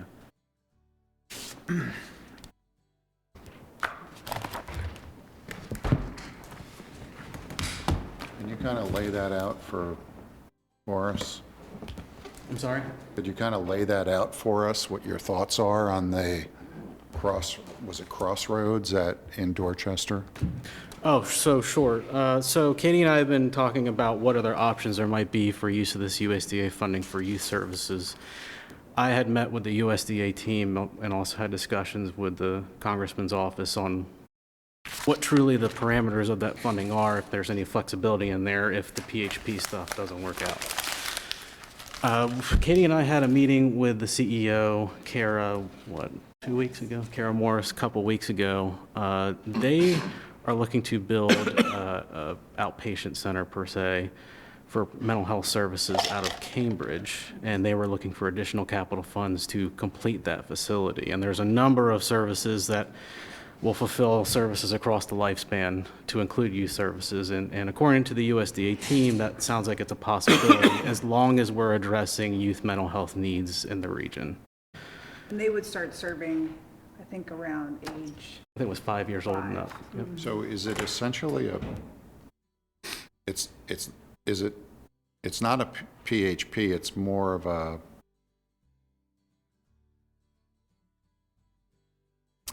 you go in for an hour and then you have therapy and you It's leave. not partial hospitalization, no, but they would have multiple levels of care available there, but partial hospitalization is not one of them. And what would they be? What would be I don't have the care? I don't have the full list, proposal. but it was what, PRP, Outpatient mental health. outpatient mental health. Going to do some, I think, some education and training. They're going to have an industrial kitchen there and hopefully do some sort of life Does it have to skills. be built in Cambridge? Could it be built in That's Eastern something that's or been in the Queen work- Anne's County? That's something that's been in the works since before COVID To do it there? in Cambridge. Do they have another facility though, They right? have a facility Yeah, but- right here in your backyard Yep. in Centerville. Is it being utilized as well as the Oh, new yes. place could be? Oh, yes, that's a provider that serves all 5 counties. So, I know there's a lot of specific information that's provided in the correspondence as well. I didn't bring any of that with me. 'cause It's okay.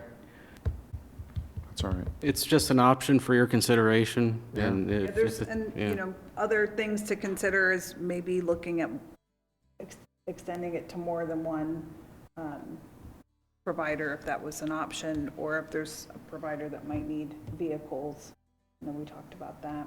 Yep, the USDA team was pretty clear that the capital funding could be used for vehicles, any capital equipment tied to that, if there was specific, for example, on a lab equipment that you might want.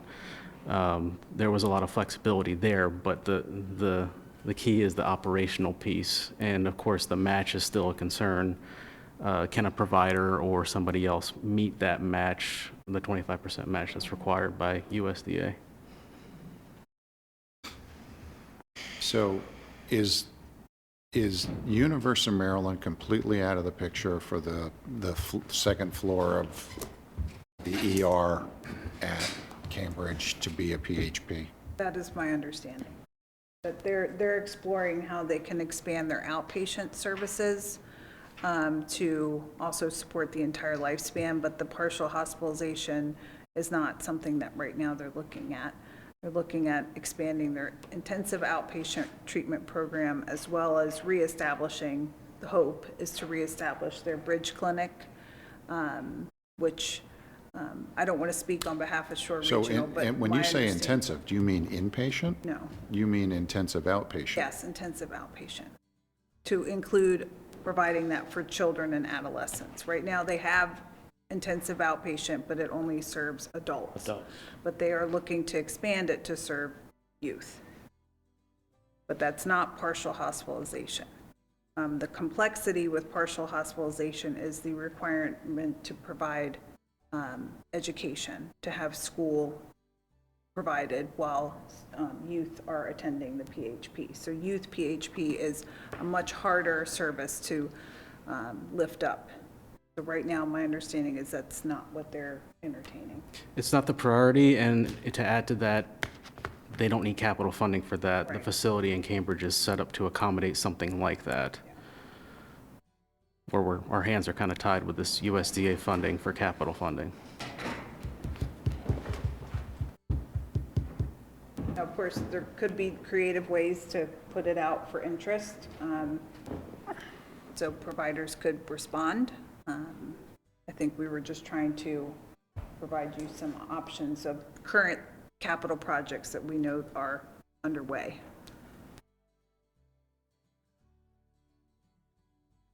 Thank you.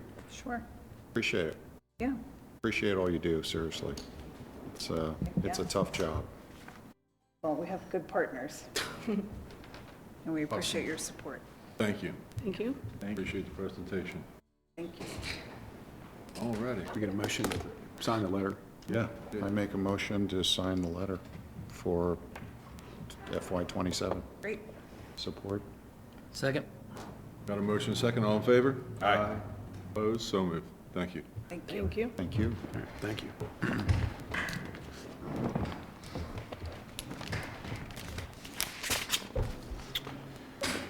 All right, Commissioners, we can move into the action items for this evening. First, we have from the Department of Public Works, under tab number 2, we have one item, pages 1 through 7. Item 1, pages 1 through 7. This is for the Board of Education Administration Building over at the Vincent, on Vincent Street, Lot 19B.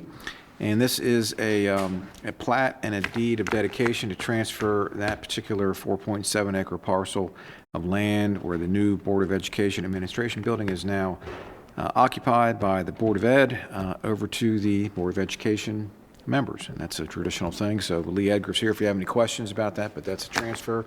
I'll also mention too that we did just receive notification from the Maryland IAC. They voted to approve the transfer of their former headquarters down on Chesterfield Avenue back to the county commissioners. So they're working through some miscellaneous details, but that'll be coming back our way here in the next month or so. That's right. I move to execute the deed transferring ownership of Lot 19B adjacent to 115 Vincent Street, Centerville, Maryland, to the Board of Education of Queen Anne's County. Second? We have a motion, second, any discussion? Seeing none, all those in favor signify by saying aye. Aye. Opposed? One absent.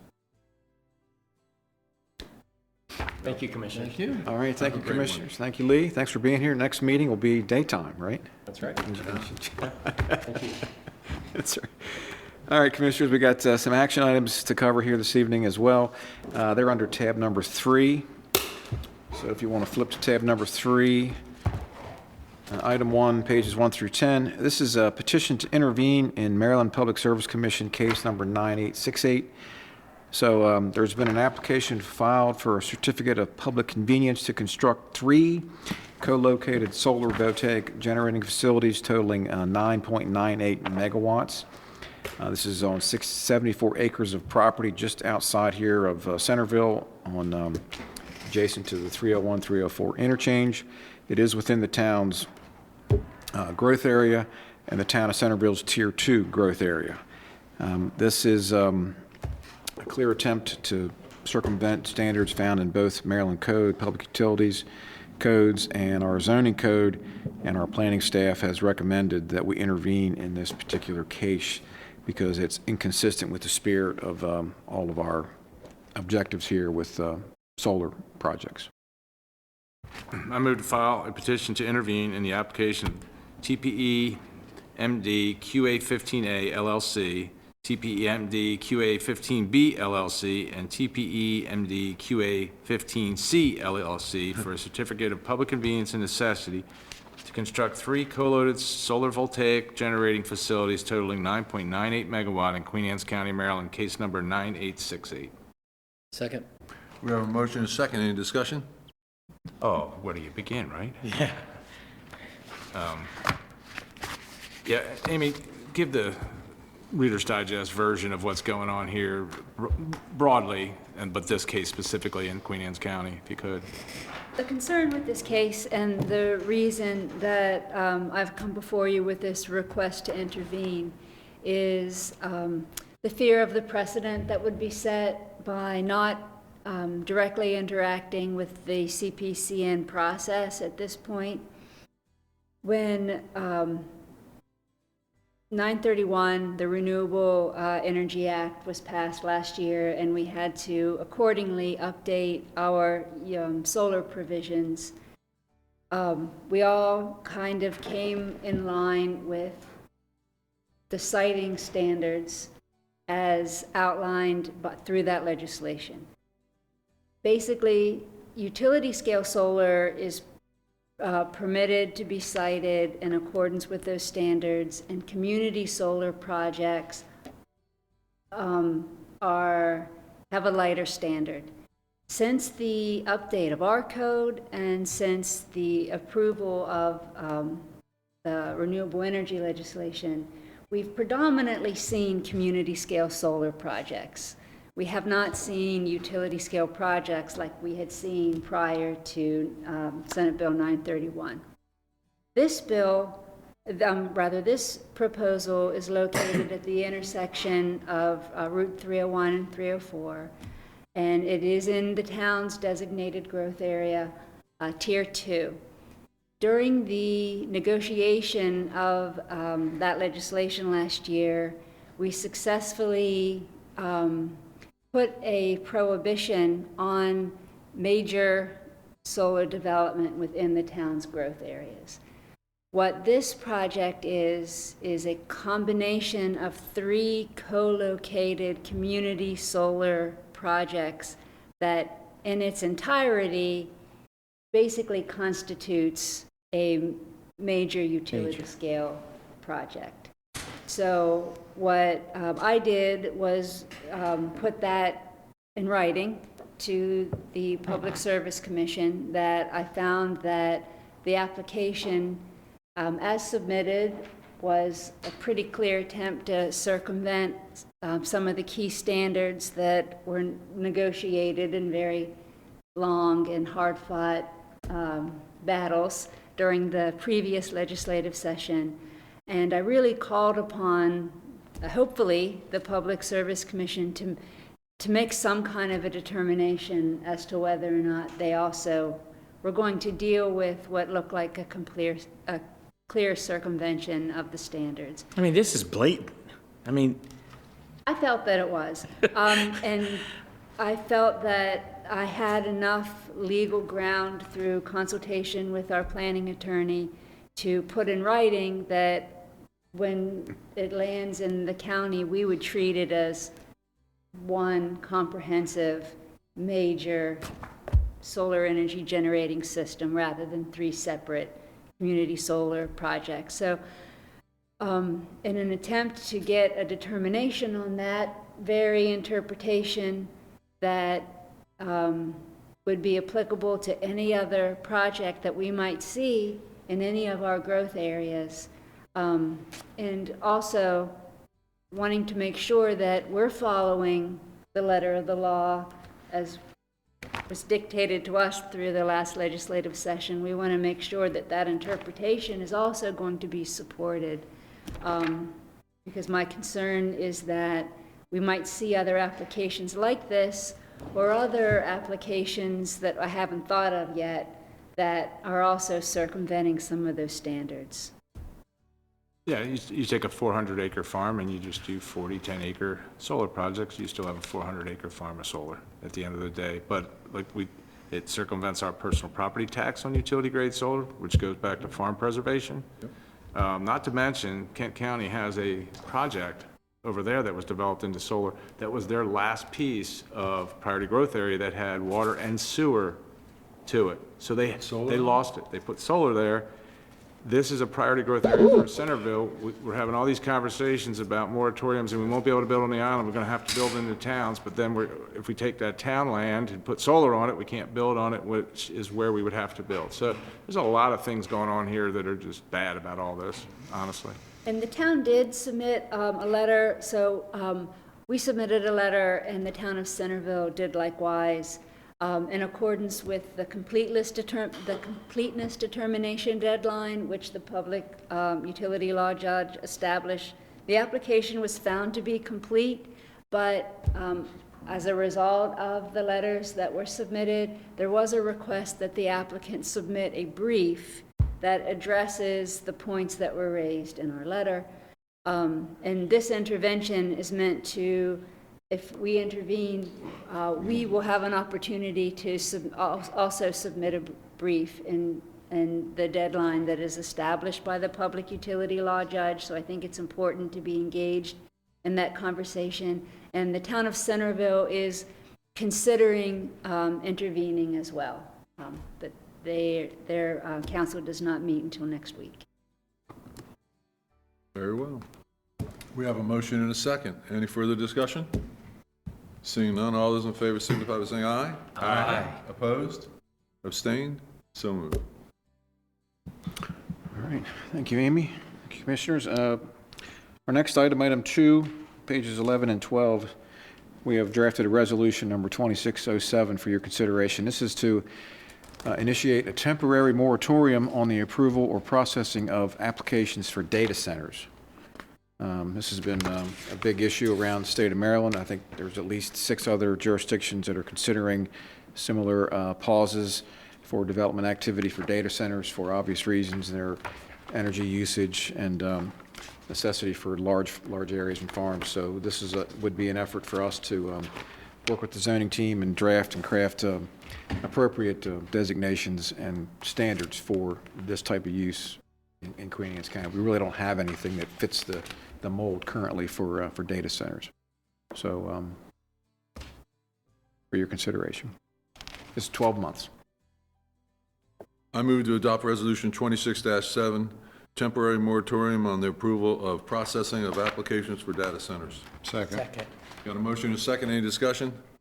Seeing none, all those in favor signify by saying aye. Aye. Opposed? That counts as an aye. Okay. 5-0. All right, thank you, Commissioners. Thanks, Amy. Thank you, Amy. Put that on your list as well for new assignments. All right, thank you. We've already been working on this one, so we're happy to have a break. All right, Commissioners, next we have a series of conservation reserve enhancement program agreements of sale. And, Mr. Joe Pippin's here as well. He's prepared these, so I'll try to summarize these, but these are all ready to be submitted to the Department of Natural Resources for review and final approval. That includes agreements of sales, project agreements, and all those have to be signed by the county commissioners. All the funding for these programs are provided by the program Open Space. No county funds are being utilized. So with that brief introduction, item number 3 on pages 13 through 27 is an agreement of sale and project agreement for the Big Oak Farm LLC. This will add 97.5 acres to the CREP totals that we have in Queen Anne's County. All right, so I'm going to change your agenda up a little bit. I move to execute each of the conservation, reservation, enhancement program easement agreements of sale and project agreements for the following properties owned by Big Oak Farm LLC, the agreement owned by Robert and Dean Roushey and Catherine Roushey Eastman, successors to the co-trustees of the trust created by the last will and testament of Robert E. Dean, and the one owned by Mardell View Farms LLC, and the one owned by Alice M. Kirby and Brenda Cheryl Kirby. Second. We have a motion and a second. Any further discussion? Well thought out. Seeing none, all those in favor signify by saying aye. Aye. Opposed? Good night, Joe. Good seeing you, Easy Joe. on you, Joe. Great job. Thanks Keep for coming by. Keep them coming, that's right. All right, well, that concludes action items 3, 4, 5, and 6. So, okay. Moving on, item number 7, pages 76 through 88, we have the Bay Bridge Run 2026 MOU between us and the Maryland Transportation Authority for the event on November 8th of this year. I move to execute the memorandum of understanding with the Maryland Transportation Authority for the annual Bay Bridge Run scheduled for November 8th, 2026. Second. Got a motion and a second. Any discussion here? I hope they can get it in, the weather cooperates. I hear you. All those in favor signify by saying aye. Aye. Opposed? Abstained? 5-0. All right, thank you, Commissioners. Item 8 on page 89 is a request for economic development incentive funding for Tidewater Direct. This is for the EDIF Commission recommended the approval of $1,599 in grant funding for forklift training for Tidewater Direct.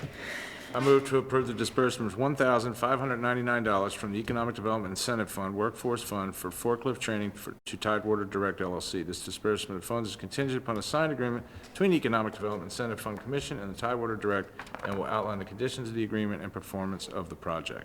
Second. Got a motion and a second. Any discussion? So I have a question regarding this ask and the one after the ask. Please. Come on up, Heather. You were that close. You were that close. So I know that originally, when we introduced this program years ago, it was obviously one of the main drivers, correct me if I'm wrong, was job creation. Yes. Okay. So, I mean, I'm simply playing the devil's advocate. I mean, anything that we can do that helps businesses that already employ Queen Anne's County citizens. And so this first ask of the $1,500 for the training, again, is an easy ask. I don't see, all it does is really just take Queen Anne's County employees that work there already and just train them to operate a forklift. Right, so we have two portions of the Economic Development Incentive Fund. I think it was in 2022, after COVID lightened up, we had some money that we were unable to get out the door related to job training. So the commission voted to move that into the Economic Development Incentive Fund specific to workforce training. And the goal of it is, it can be an existing employee, but to skill them up so that they are able to make greater wages because they have a certificate or some sort of skill. So some of the things, we haven't done a lot of these, so I understand your confusion. Some of the other ones that we've done one for PRS, and that was like management training, and then we have another one in play for like human resources and management training. So those then provide them with a skill, a certificate, that they could stay employed there and receive more in wages, and or they're more marketable should they leave that organization. Not that that's what we're advocating to do, but so there is about, it was $250,000 that was allocated to this workforce training, and we have slowly but surely, little bits at a time, given out. Okay, that's a good explanation, and I appreciate it. That's all I have. Okay. Seeing no other discussion, all those in favor signify by saying aye. Aye. Opposed? 5-0. All right, thank you, Commissioners. Thank you, Heather. Stay right there. We have item number 9 on pages 90 and 92. This is another request for EDIF funding for Aging Stronger, and they are purchasing a body composition device that provides precise body composition and bone health assessments that support early intervention and healthier aging. This is a total cost of this project is $55,000. They're requesting $50,000 in EDIF funding to support the purchase. And they currently employ 1 full-time staff member, 3 part-timers, and they're going to hopefully get another additional full-time position sometime over the next 3 years to support their business now. I move to approve the Economic Development Incentive Fund conditional loan up to $50,000 to the Aging Stronger for their purchase of the DEXA device. The disbursement of funds is contingent upon a signed agreement between the Economic Development Incentive Fund Commission and Aging Stronger outlining the terms and conditions of the funding and the project's performance as submitted in the Economic Development Incentive Fund application. Second. Got a motion and a second. Any other discussion? So, me again. So we're committing up to $50,000 for this business to purchase a piece of equipment. Loaning. It's a loan. Yeah. Okay. Conditional loan, yeah. Okay, I understand that component of it. With the hopes that in the next 3 years, they're going to be able to hire 1 person. Okay. All right. That's all I have. All those in favor? Aye. Opposed? No. Abstained? 4-1. 4-1. All right. All right, thank you, Commissioners. Thank you, Heather. Thank you. All right, Commissioners, item number 10 on pages 93 to 103. This is the termination of open space easement and amendment of deed of forest conservation easement for Mr. Clifford Higgs. This owner is requesting approval to dissolve cluster lots 2, 3, 4, and 5 and a private road, Garrettson Lane. And he's proposing to create a slide lot number 2 at 6 acres. So this is all permitted within that zoning district, and they're allowed 1 slide lot based on the acreage. So the cluster lots are being dissolved. The slide lot technique does not require open space.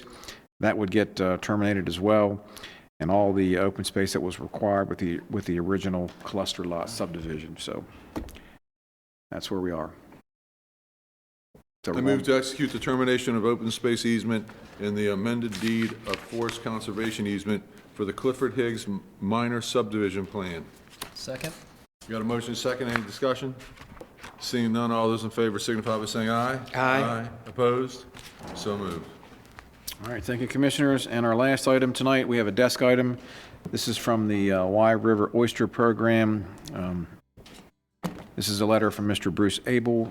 The last man standing. Oh, last man standing. Requesting continuing funding support of the Y River Oyster Program. Their request currently is for $55,000 to match funds they have raised by the community and to increase the spat plantings by an additional 15 to 20 million spat on shell over 3 acres. So so far, year to date, how much have you raised? Year to date, about $110,000. $110,000 just from the neighborhoods down? Yes, sir, that's correct. Just from the public. Gotta love that. And you're asking for $55,000? Correct. From us, so you're gonna be doing about $165,000 worth of spat on shell? Total, yes, sir. Yeah, and Yeah. how many acres? In 1 year. How many acres would that? There's each boat, each vessel, Well, I'm saying if $165,000 is gonna buy how many acres of seeding? 9 acres. 9 acres, wow. Okay. For our... So since you were so graciously approved funding last fall, we've more than doubled the number of homeowners that are involved, families, and the dollar amount. So the program's really taking off. We're doing well. Each barge, you committed to a barge, or we shared a barge. You matched our funding last fall, and together we will plant 1 barge next week, or 2 weeks, sorry, June 6th. And each barge will filter about 1 million plus gallons of water per day. So what we're asking now is to do 2 more barges. So we've raised more than that $50,000+ and that's what we're asking you to help match us so we can do another 2 million gallons per day in filtration. And those that don't know it, the Wye River is a sanctuary, so these cannot be harvested.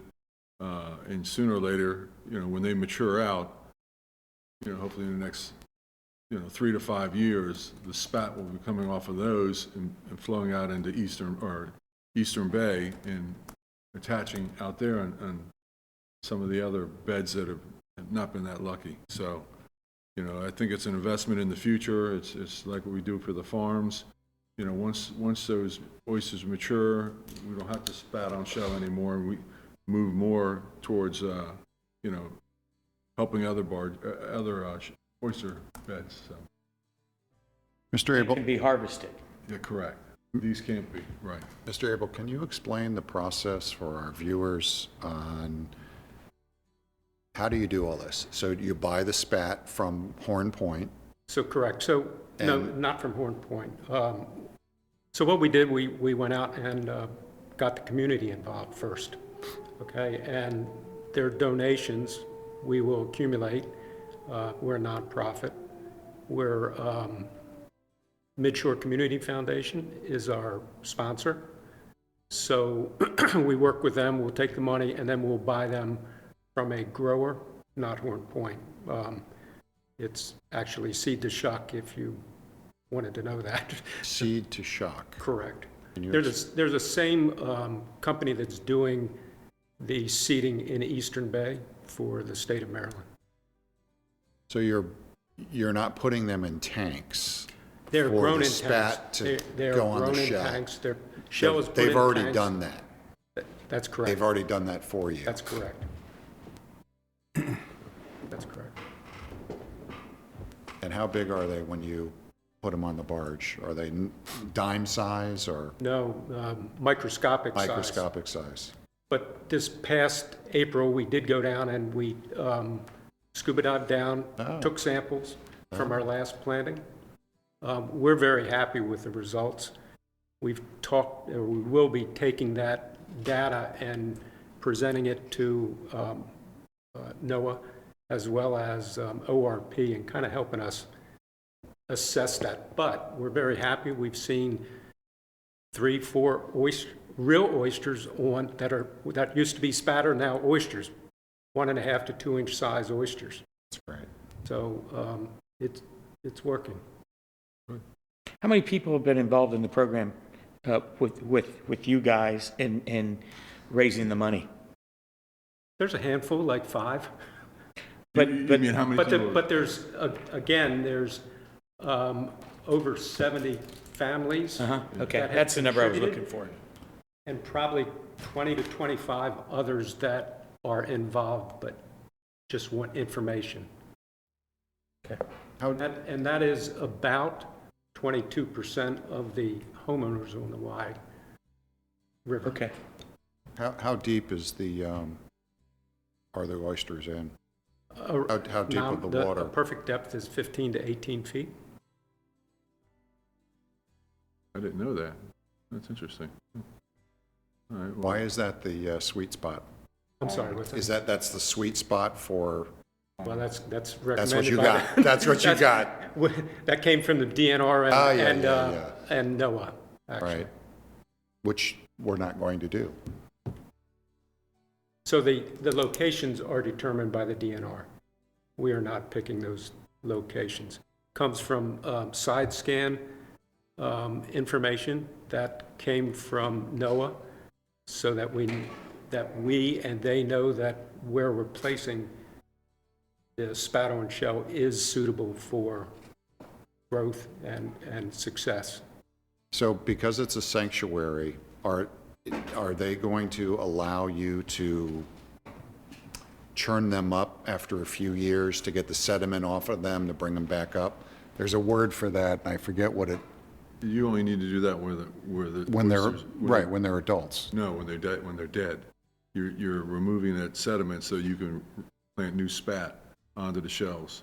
So hypothetically, if the reef is alive, you don't have that sediment. You don't have to do that. Right. So, yeah. All right, well, I mean, I guess, I'll make a motion that we award the Y River Oyster Program $50,000. Second? I have a motion and a second. Any further discussion? Seeing none, all those in favor signify by saying aye. Aye. Opposed? Abstained? 5-0. Very good. Thank you very Yeah, much. Yes. Thank you.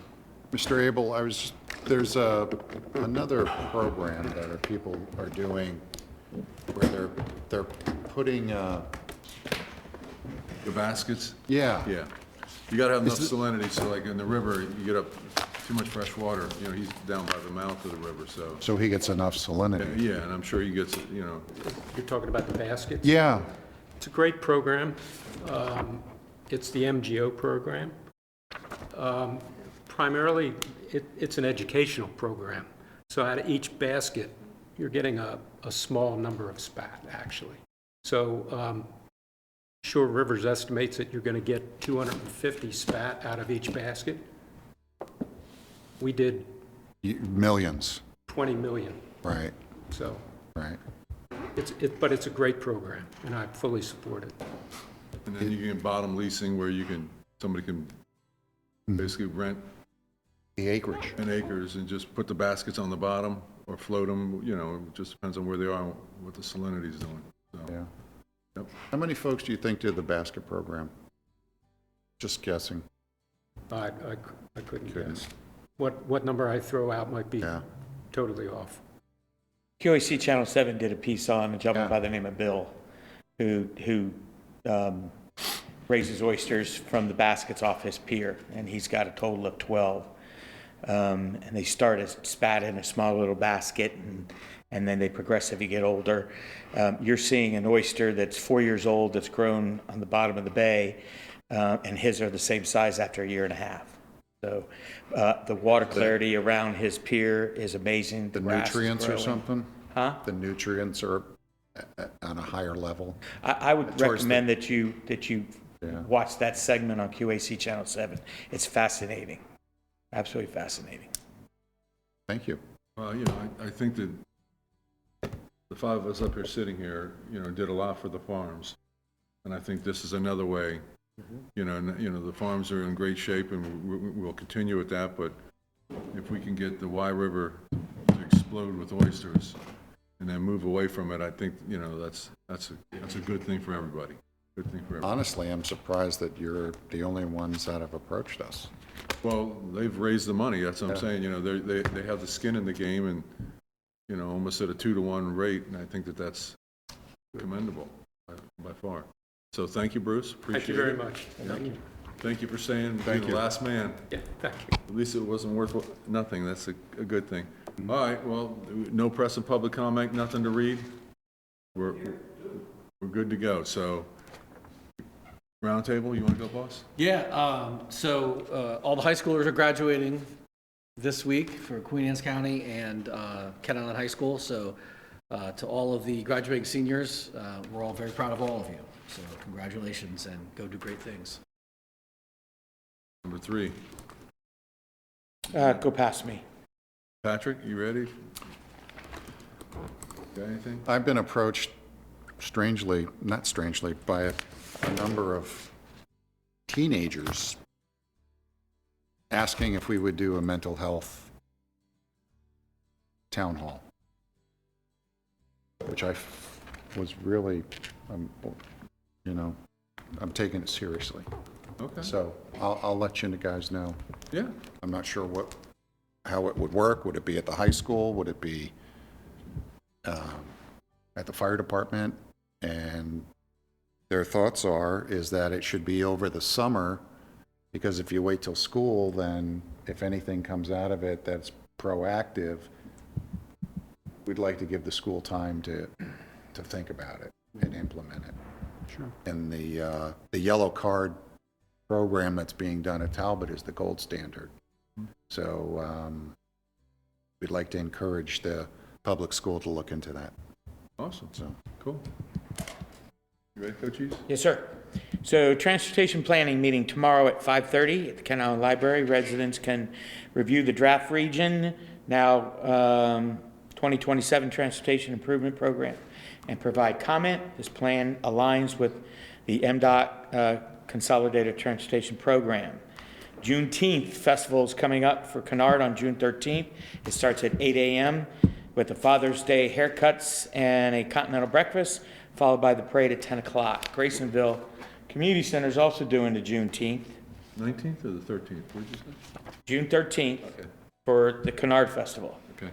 Graysonville Community Center is also having a Juneteenth celebration on the 19th from 4 to 8. We celebrated Emergency Medical Systems Week last week, and congratulations to Sierra Gardner, named BLS Clinician, that's Basic Life Support of the Year, and Sarah Torrey was the Advanced Life Support Clinician of the Year. There's still time to review. There's still time to